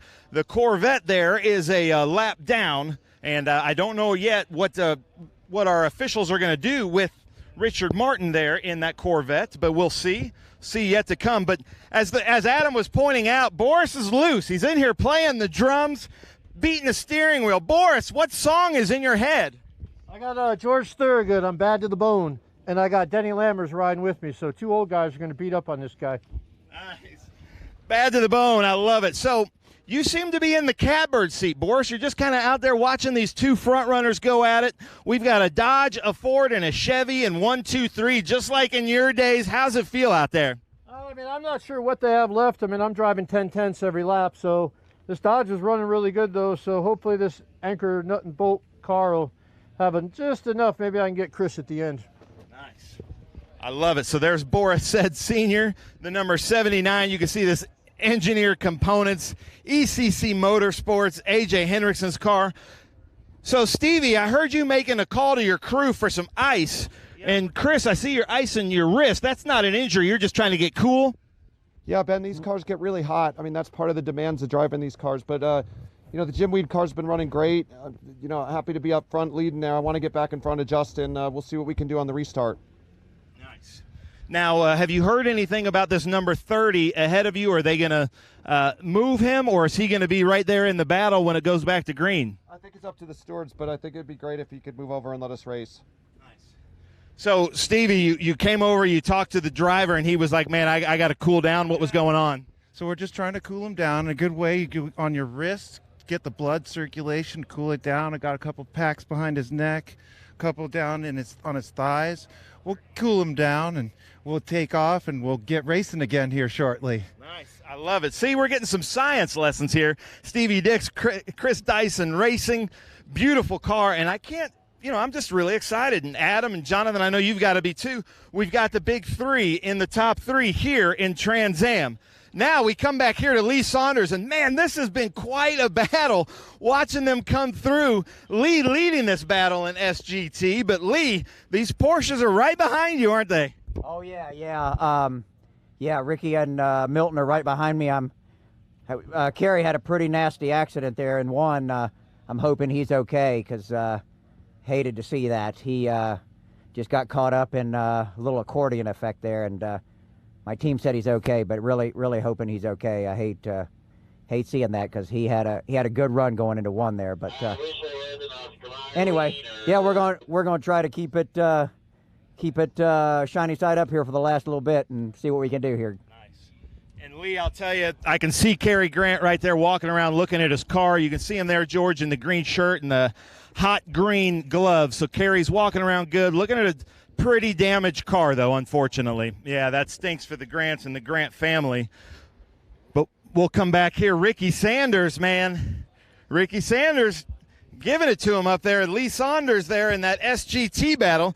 Your car must be feeling good, Ricky. Yeah, the car's running really well today. We're trying to keep Lee honest with the power of that Viper. We may have a little handling on him, but Lee hadn't put a tire wrong all day. So we're just trying to stay on his bumper and see what we got there at the end, but just trying to keep up. Nice. And he said Lee hasn't put a tire on. That's so frustrating when you've got a good car and you're doing everything you can, but when that driver in front of you just won't put a wheel wrong, it's really tough. Now, Josh Carlson, first time in Trans Am, keeping up with this Viper in this Porsche. Are you having fun out there? It looks like fun from our point of view. Yeah, it's a blast. I mean, we've been having some good battles all the way through, and with this restart, should be a good battle to the finish. Now, George, get a good shot of this. Let's look at the interior here. He looks like he's running like basically a late model interior. Look, he's got the leg pads here to keep his knees from banging. He's got the old go-kart steering wheel padding right there in the front. So, Josh, is this thing quite a bear here to handle here at Road America? Yeah, it's quite tough to handle. I mean, the brakes start to fade about 5 laps in, but it's pretty fun being able to keep up with these guys. Well, they're firing back up, so that might mean we got to get out of the way. You can see here Milton Grant giving us a thumbs up, getting ready to go. Amy Ruman, Danny Lowry, Tommy Dreesy, Mike Attaway. Gentlemen, I'm going to send it back up to you in the booth. Great stuff, as always, Ben. Myself and Adam Andretti getting ready for the resumption of this race. And if you've just come to join us, we're under a black flag situation. We had a big off between Pitaric and Ruman, who are racing in the championship. They went off turn one. Ruman got back out and going, and there she is in the 23 McNichols Corvette. But Pitaric got stuck. They dragged him out. He got back out and going, but then when he got to the back end of the circuit, right to the very back, just before Canada Corner, it looks as though the engine let go, and that actually put down a lot of oil, and therefore they've had to really make sure that that is okay before we send it back out again, and that's what we're doing now. Yeah, and they did a great job. I think this is even a little bit ahead of schedule. They had called 15 minutes first off, and I don't believe we were actually sat for 15 minutes. No. I could be wrong, but it didn't feel like it. But I would like to point out the difference. Justin Marks up front, comfortable, cozy, feeling great about things. And, Chris Dyson, suffering some heat, issues in that 16 Jim Weed Ford Mustang. But, also, did you notice how he was all business, right? It was really short answers. And if you know Chris Dyson, he's usually not shy for words. So he was definitely, being very quick and concise and staying focused and really had his head down. So I am really looking forward and excited to see how this is going to pan out when we finally get to this restart coming up here shortly.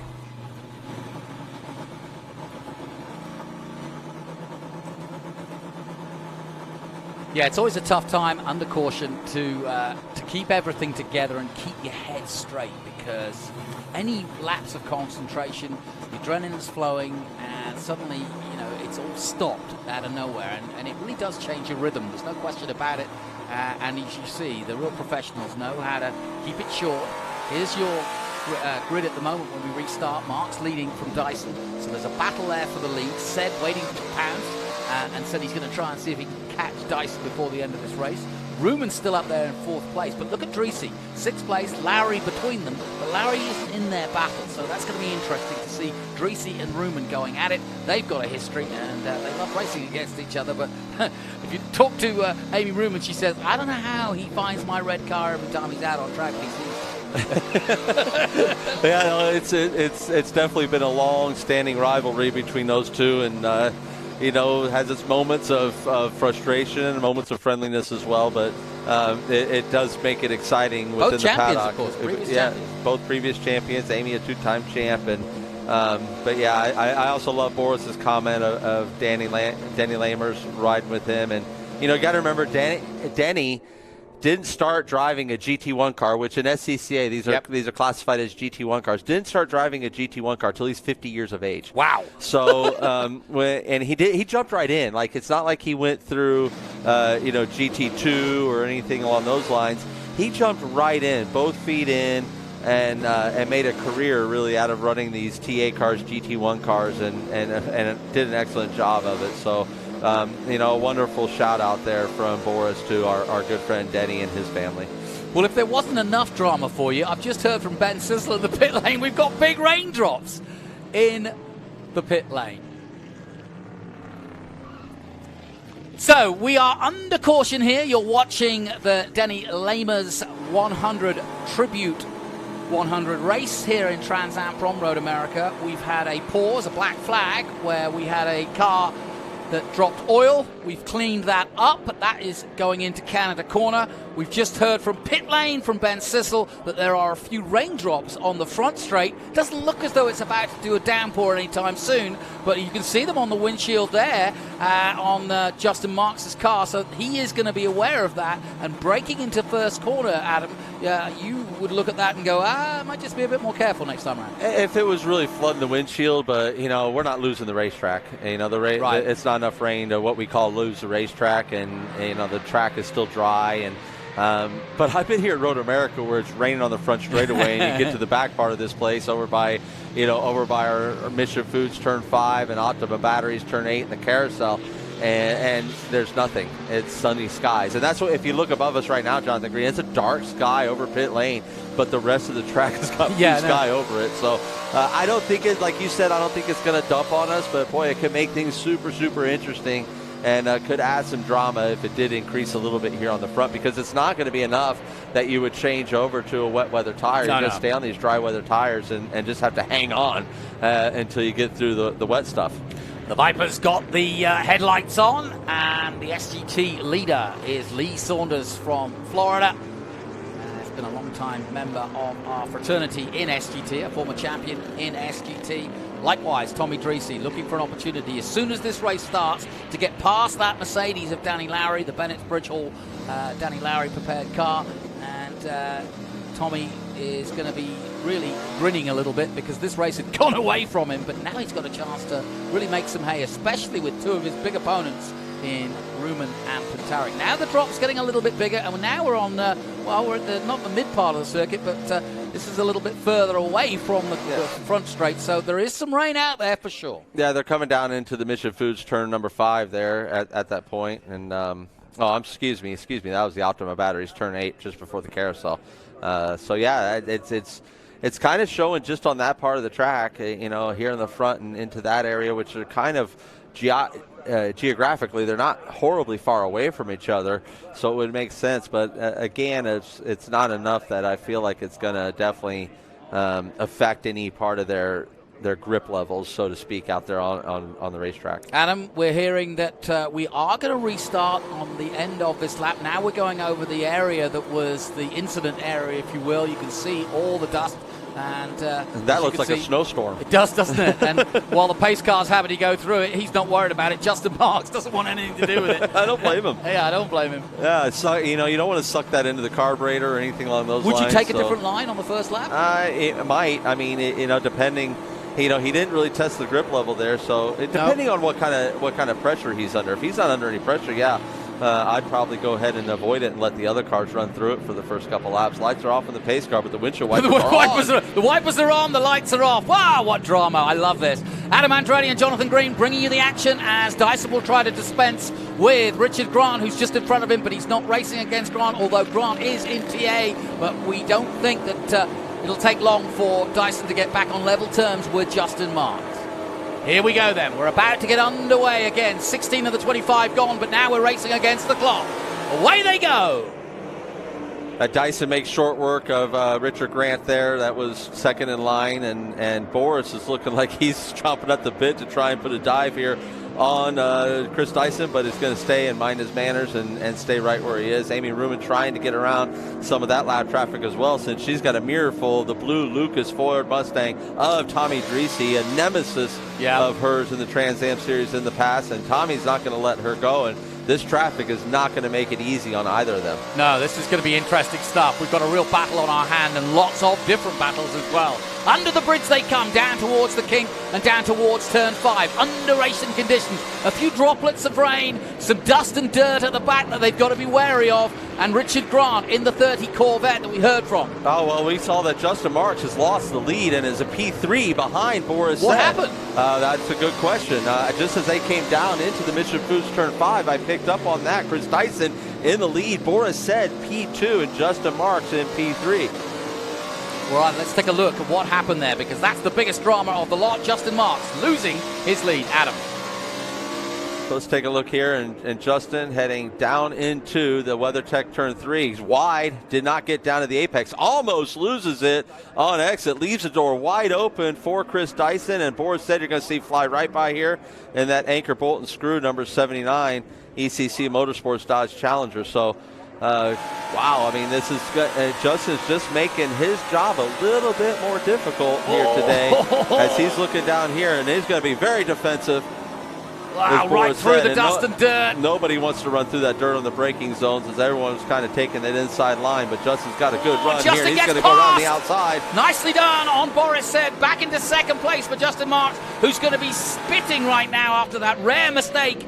And Boris Said got past, but then got overtaken just on the exit to Canada Corner. Marks back in second, but it's Dyson who will lead them for the 18th lap of this 25-lap race. And we know what we knew from the beginning here, that Justin Marks has pace on the 16 of Chris Dyson, but it is a lot easier to catch somebody than it is to pass somebody. But he's going diving deep into turn 1 there. Big machine side by side, side by side, wide on the exit.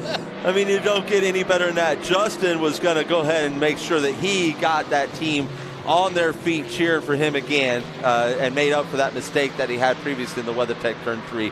Great job, great driving by Justin Marks. Really gentleman stuff by both of those guys to make sure that no contact, clean through, and Justin's going to set sail, I believe, here. And heavy braking into this position, into the left-hander at 5. Justin Marks retains the lead, and now Boris Said looking at a way to get past Dyson. 3 of the most experienced Trans Am racers in the world going at it here at one of the greatest circuits. This is muscle car racing at its finest here in the US of A. Just what we came to see, and Marks putting on a show here as he goes back into the lead. Adam, let's have another look at it. Yeah, Justin was doing this at the beginning of the race, getting a good slipstream up the front straight, but at the beginning of the race he was exercising patience, wasn't diving in there. Not now, not with 7 to go. No, sir. He's going to make sure that he dives it in there and lays 11s on the way out to make sure that he holds that position. So great job, great racing by these 2 racers. We're going to watch the onboard. You can see the slipstream. He really sucks up a great draft onto the 16 Jim Weed Ford Mustang. And, I mean, deep on the brakes. That is, like, he saw Elvis before he hit those brakes, Jonathan Green. Yeah, I think he did. But, yeah, Robbins racing, as they say. But that was good, aggressive racing. And Dyson, well, he won't be happy with that. But I don't think there'll be words afterwards. This is just good, fair racing. And this is what they came to see. And this is what they came to be part of. Trans Am at its finest here. And we've got a full weekend of it. You want to stay with us here on MAV TV and on our live stream to witness the action of some of the greats. Boris Said looking for a second place here, and he's all over the back of the Jim Weed number 16. Back with Dreese now. Yeah, Tommy Dreese is actually right behind Amy Ruman now. Well, a little bit like 2.7 seconds behind. But time to do it. Amy Ruman, but this is going to shape up to be a pretty good battle here towards the end of the race, I believe, between Amy Ruman and Tommy Dreese for that 4th position.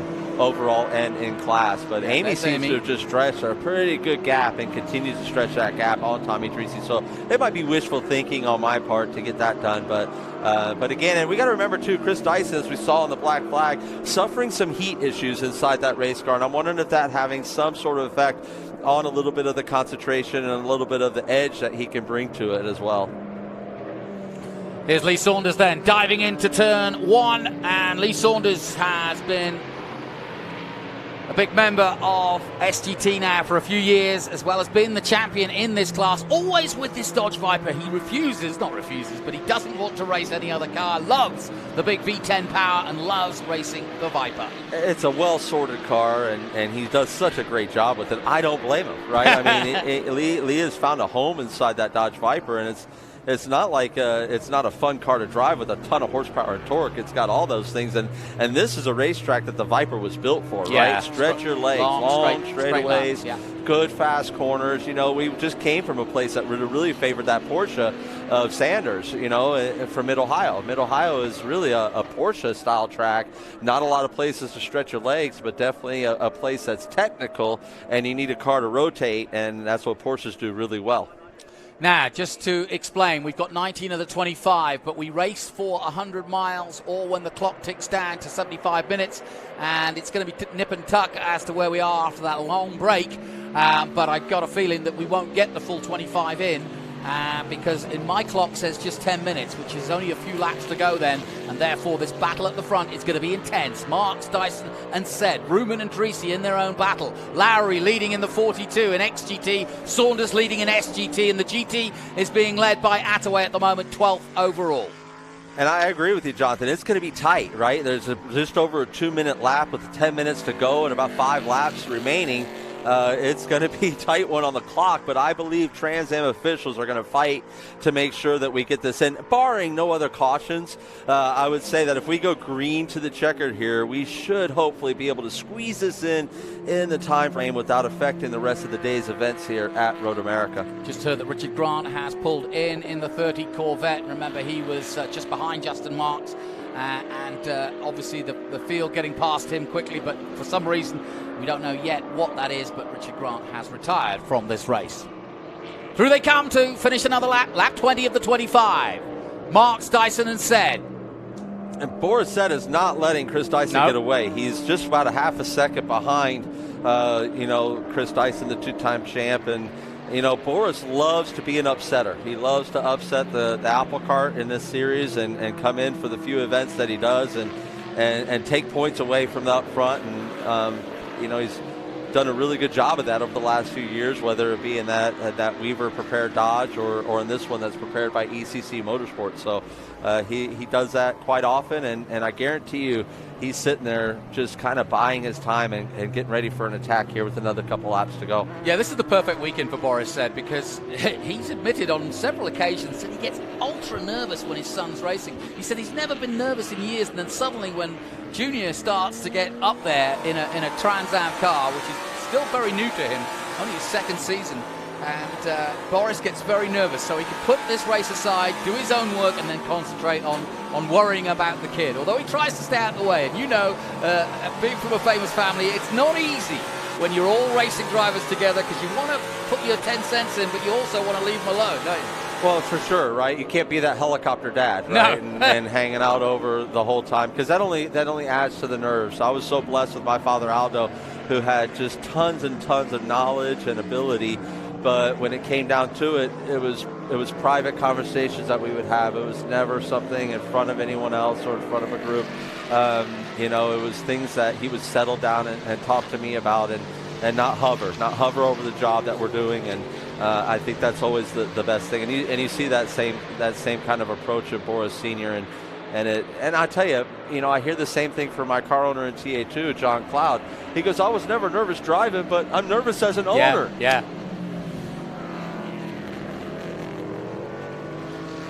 So Justin Marks heading up the hill again and down towards turn 5 and 6 as we go back on board with the Trackhouse on board. Yeah, getting some good telemetry from the Camaro. And this is exciting times for Trackhouse Motorsports, as you mentioned. Oh, wow. their win on the Chicago streets last week in the Cup Series, just pretty much turning the world on its ear, the motorsports world on its ear for that one, and then for Justin to come out here and dominate the way he has. You know, this right here, every time Justin comes to the series in these cars and shows his ability, he also proves to the world that this is a man that would be perfectly worthy to drive his Cup Series cars. Yep. He didn't start the Cup Series team for his own, you know, enjoyment of driving and professionalism of driving. He started for the betterment of the sport. Yeah, his partner's Pitbull. Exactly, and brought in a wonderful partner, like you said, in a Grammy Award-winning artist, a Pitbull, and this is just shows you know, the vision that the man Justin Marks has. Well, I'll tell you what, there's no let-up as we take a look at Milton Grant in the 55, because Justin Marks do a 2:05.0. Chris Dyson just did his personal best time at 2:05.3. Boris said at 2:05.5. So they are absolutely on it here in the closing stages of this one as Justin Marks crosses the line again. He does a 2:04.6. He's up the pace again, and the gap now 2.8 seconds as Justin Marks is on a tear to go fourth. Yeah, it's almost like watching Max Verstappen go for the fast lap of the race, right? Like, it's one keeps one, and then they go click it off another one. And Dyson did not leave anything to spare there. He's a 2:05.2 as well, as he wants to pull a little bit more gap on board. Said the fuel lights load in the cars. The fuel load is light in the cars now, so that's definitely attributing to some of the speed that we're seeing as we watch Michael Attaway come into the Mission Foods Turn 5. We're coming down to the closing stages of what has been a scintillating and intriguing race for lots of different reasons. We had some great racing at the start, then we got under caution, we went to black flag, that stopped everything. Always a worry, a car going off with Ruman and Pintarik. Then there was oil down, we got going again. It looked as though Marks had it in control, but then back came Dyson, then Marks came back at him. So we've had all sorts of action as we stand with on lap 22 of 25. Marks leads by over 2 seconds, almost 3 now, on Chris Dyson, and Boris said is hovering in that Challenger just behind. And you would think Marks would be like kind of cruising right now, but watching him, I'm telling you, from my point of view and watching him as a driver, he is putting it all out there. He is using up every inch of road here. He is definitely deep into the braking zone, so it's not like he's out there in cruise mode. I've got this 3-second lead, I could just kind of bring this thing home. No, he's out there setting lap after lap after lap, corner after corner, hitting his marks and making sure that he is pulling away from the two-time champ, which you know is doing the same behind him. Chris Dyson's not leaving anything to spare out there either. He is definitely putting down these strong laps and not letting Justin Marks run away and hide. You know, you're always checking the mirrors. As you come out of here, Justin's going to be looking in the mirror to see if he's pulled a gap on Chris Dyson, and when he sees that he's not really pulling much of a gap as hard as he's pushing, he's going to keep pushing all the way until he sees that checkered flag fall in front of his face. Pace slightly dropped off on that last lap. They were both in the 2:05s, but Marks maintaining that gap. I'm interested to see how the Ruman-Dreesy battle is going on, because Dreesy has reeled her in. You could see on your lap chart there to the top left that Ruman is 16.4 behind and 17.3 by Dreesy. So just 1 second between those two as Justin Marks makes his way. There is Amy Ruman. I don't know what happened to Tommy, but he suddenly disappeared. I set it all up, and he's gone. I think he's more like 17 seconds behind Amy is what I think that could be that gap. But Okay. because it doesn't seem to be even a threat. And Amy, beautiful McNichols Chevrolet Corvette there, and you know, Valley Automotive as well as a sponsor that they've come on. From Mid-Ohio. Yeah, new sponsor Mid-Ohio. So doing them proud. She's going to pull off another top 5 finish here in P4. She's as creeping long as up she's the hanging board, on you know. for the next. Yeah, she's a 2-time champ for a reason. You know, and it's I got to tell you, and I'm not picking here on the Corvette. The Corvette, if you look at it, it's a lot less body. There's a lot less surface area for the air to stick to. So she's out there already at a downforce misadvantage. So what she does with this Corvette and the way she makes it get around these Trans Am circuits and here at Road America, it's pretty incredible. And my hat's off to Amy and her driving abilities and what she's able to do there.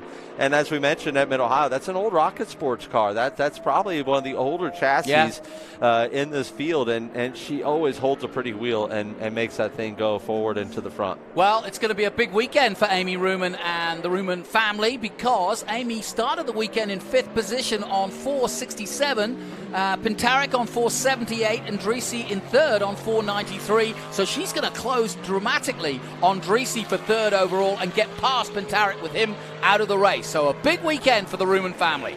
And we got a white flag out for Justin Marks. So he's got one more circulation around this 4+ mile circuit to bring this thing home to not only his Trackhouse gang down there in Tennessee, but more importantly here, the Showtime Motorsports crew sitting right here in this paddock. As my dad always said, your biggest race fans, your biggest fans are the ones that are working on these cars. And Boris said another beautiful performance by him. He's going to come here, looks like coming home in P3 as the top two just went ahead and broke away from him here at the end. So I'm wondering if he under had some maybe tire degradation issues, whatever the case may be, but he definitely backed off quite a bit to lose about 10 seconds because he was right in the thick of that fight all the way up until like the last lap or two. And Chris Dyson has lost touch as well with Justin Marks. As Justin, that last lap when he came to the white flag, Justin just busted off a 2:04.2. Wow. So he's, like I said, he's not like laying down.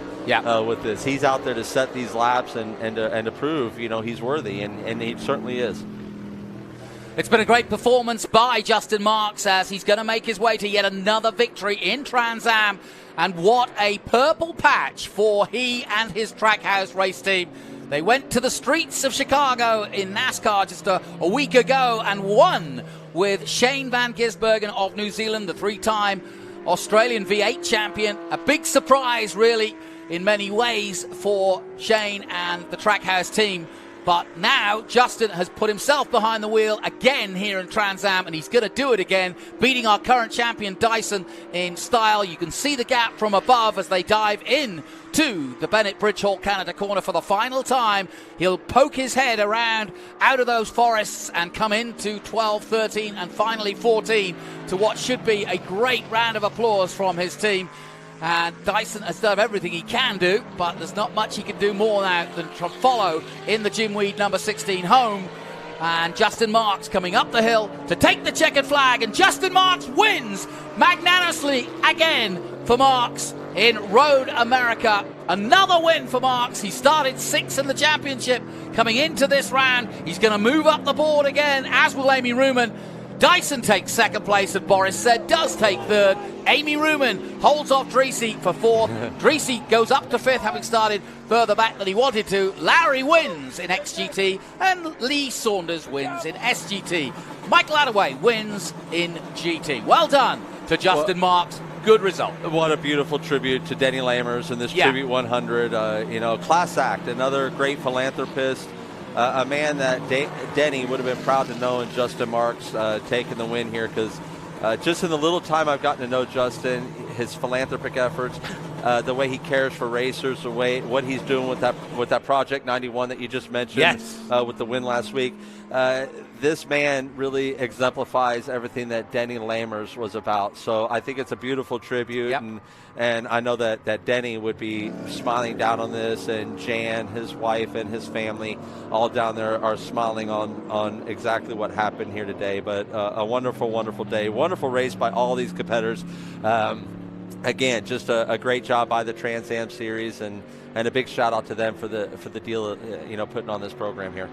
Well done to Danny Lowry, finishing 6th overall and winning in XGT as well for the Bridge Hall Bennett team in that beautifully prepared Mercedes. I'd love to go a ride in that one day. I love that car. I know, isn't it gorgeous? That is such a special car, and I sit there and I drool over that car about every weekend that we're at the Trans Am paddock. But yeah, it's all eyes are on this man and the job that he did here today. Congratulations, Justin Marks. Chris Dyson, Boris said, you three up front did a phenomenal job. And all right, well, there's plenty of highlights to talk about. Let's take a look, first of all, at the TA highlights.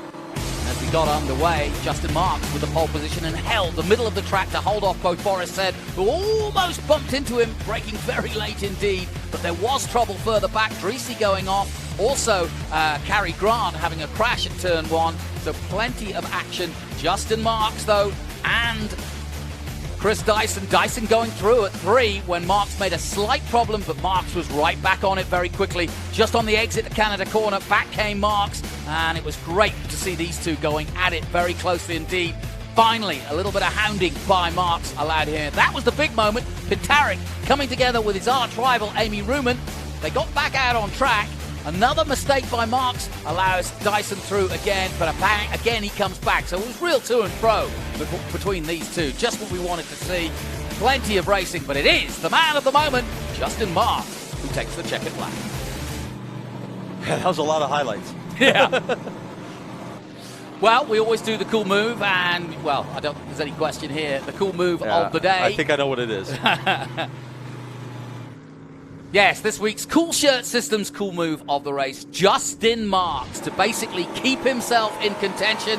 Here he is going past Boris Said, and he did several really good moves. This one here at turn 1 on Chris Dyson to take the lead. That the most aggressive of all the moves, but no question, he deserves that cool shirt today on several excellent overtakes on two of the most experienced drivers in Trans Am. Never easy to do on cars that powerful. Yeah, he went from third to first in like a span of 3 corners. And those cool shirt awards are so neat. I mean, it shows you that got one last week. I did, and I tell you, I take a lot of pride in it because it shows that you put on the show. So I want to give a shout out to the family, you know, back in the Poconos, enjoying it. My nephews, Dylan, Casey, and Jace, they're the future. We're going to see them in race cars here soon one day. And I'll say hello Mario to the present. He's still going strong. There you go.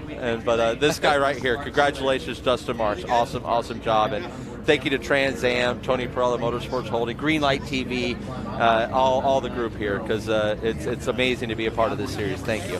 Well, there you go. The Motopole stickers on the car, and there is the applause for Justin Marks. Another win, and this Trackhouse team, which basically is one of the younger NASCAR teams, only started a few years ago, but they have gone from strength to strength under the leadership and tutelage of this man and his partner Pitbull. And in a moment, we'll get Ben down there to talk to him about that race, which was, no question about it, pretty interesting. A lot going on and a lot to concentrate on, given a black flag situation.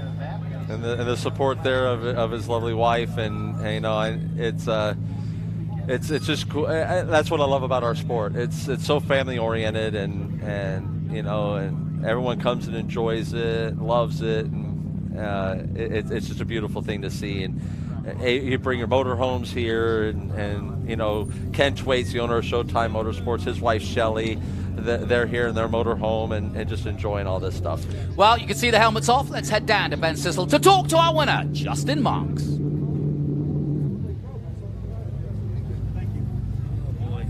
Well, thank you, Jonathan. Here I am, winner's circle, Justin Marks. We talked before the race. You've been racing here since 2001. Never been on the podium. World Challenge, IMSA. And now, like we said in the grid walk, you know, if you're going to be on the podium, you might as well be on the top step. What a performance. Thank you. It was not without some drama, that's for sure. I got to do a little bit of a better job firing off on these cars on the starts and restarts. Chris got by me at the start and then just kind of pressured him into making a mistake. And then on that restart, man, I almost went around, and he got by me and Boris got by me, and I know that time was ticking away, so I had to get aggressive at that point. Got by Boris quick, and then just had to put a big move on Chris, and he raced me super clean, so kudos to him. And then just drove away. Awesome race car, super fast. Great to be here in Victory Lane, Road America. One of my top 3 favorite racetracks. Great fans, great part of the country, so it's all good. Now, coming into Canada Corner on that restart behind Boris, it was low visibility. Did you know that you had it? No, I mean, coming into Canada Corner, you know, for the first couple laps, we all were kind of running offline because of all the speedy dry that was down there, and really I got by Boris really just because it was a, you know, he just made a little bit of a mistake, and I was able to clear him off here. No. And then you know, Boris, Boris and I know each other for so long. We've done so much racing together. He's a super hard racer. You got to work really hard to get by him. But we just had a good car. So then just after that, you know, set the sights on Chris. Had to make a move quick because I didn't want to keep following people through that speedy dry. It's nice when there's no one in front of you. So that was it. Nice. Now, I don't know if you guys caught that, but you usually don't have to wear an athletic cup when you race in Trans Am, but I guess when you race with Boris Said, you do. I've been racing with Boris in 17 years. I can see that coming from a mile away. That's amazing. Justin Marks. Let's come over here. Boris Said, then you got to talk here. How about Boris Said back at Road America, ladies and gentlemen? That is pretty cool. So, Boris, this got to feel pretty good. Yeah, I mean, these guys at ECC gave me a great car, and it was a close battle for a while. I think we didn't have that black flag. I think, Chris's tires were going away, but when he got the chance to cool them down, that gave him a little advantage on us. I was really going to go for it, but with all that speedy dry going down, look, he's so young and tired. I'm 60. But anyway, going down in the Canada corner, it was really tough with the speedy dry. But it was still a good fun race. We kept him honest, and we knew it was there. And this is just a great place to come race. And can't stop thinking about Denny Lamers. He was a fixture here every Trans Am race since I started racing here in 1993 in Trans Am, and he was a great guy. So I was hoping he'd be riding with me and getting me to pass those guys, but I don't know. I guess he was busy upstairs watching. Nice. Boris said, ladies and gentlemen, let me try to come over here and find Chris Dyson. Okay, yeah. I see him. I'm going to have to send it. Actually, I heard I've got to send it back up to the booth. That will do it here for me. I'm about to get started with this great celebration here at the Jim Weed Victory Lane. Gentlemen, back up to you in the booth. Well, the celebrations will continue, I'm sure. Plenty to talk about, as Justin quite rightly pointed out. It really was. Yeah, sorry, I never know pretty what you impressive want stuff on the house. It was or the live highlights stream. not only in TA. Well, no, because he was when I started, the announcer was still announcing. That's okay. And Let's take a look at some of the highlights then from the GT class, because of course they were racing in their whole lot of racing. Josh Carlson, new to the sport, but going well. Cary Grant, sadly, ending early. He went off at turn one, a big nasty crash for him. Likewise, though, Lee Saunders in great form in the Viper, the number 84, leading and winning in SGT. XGT went to Danny Lowry, no surprise there. Danny has been hot all year long and does it again here at Road America. Milton Grant will follow him home in the 55, so the Grants did have something to cheer about. Richard Grant pulling off, Mike Appleway finishing in the Bennett sponsored number 91, the Audi. So great racing throughout. Danny Lowry wins again in XGT.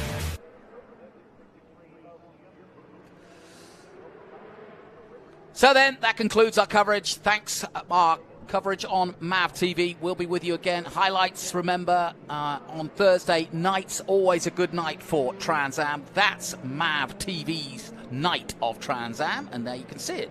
It starts Thursday, July 13, 8 p.m. Eastern. That's the TA2 race, which is, of course, happening tomorrow, and that's followed by TA, XGT, SGT, all the highlights of GT as well, all that on 9 p.m. Eastern. Great coverage. I hope you've enjoyed our coverage on MAV TV. Stay with us on the live stream. Until next time, goodbye for now. Moving right along, as they say. As you can see, the car's on track for the next race coming up. And that is going to be a little bit of single-seater action from the Formula Race Promotions. So these are the youngsters, not all of them youngsters, but a lot of youngsters who are in action in this championship, which promotes itself as the East Coast Premier body for Formula car racing. Highly competitive Formula 1600s, F2000, and Formula Atlantic racing. And a few Formula Fords out there. But as you can see, they are out on track. And they're going to be worried about that dirt and dust down, that speed dry or whatever it's actually officially called from the previous race. And so they'll be wary of that, especially in a single-seater.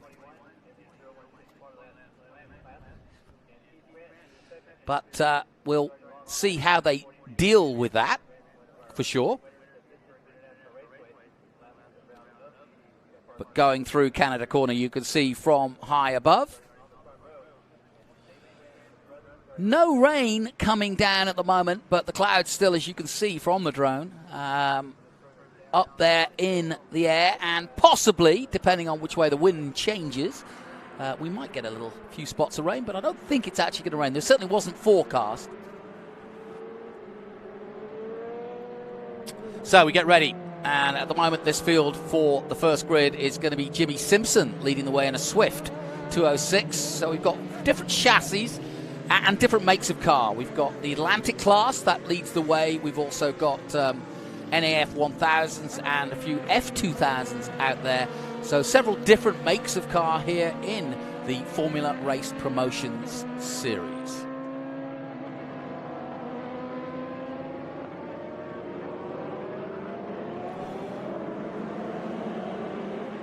Green flag waves, and away we go then for the Atlantic F1000 and F2000 feature race 1. Down to the first corner they come. Jimmy Stinson in the all-orange leading the way. And a good clean start as they dive into turn 1 for the first time. A couple going slightly wide, but Simpson's got it. Takes the whole shot for the Cahill Motorsports LLC team. Jostling for position. Nice move there. On the 66, that was, I think, the 39 of Nathan Bird. Busy weekend for Nathan. He's already been in action already this weekend in IGT, and now he's doing some single-seaters as well. And in the few weekends that I've been watching him, he's also done Trans Am. Into turn 5 for the first time they come.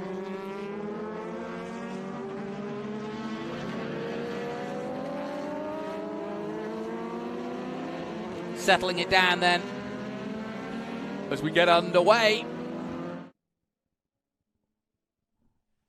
And the field already spreading out. What a great shot. You can see where the youngsters who want to be following in these footsteps as they see the karts on the one side, and then they can see where they want to be in a few years' time in the big boys on the big circuit going through the carousel. And the field big time spreading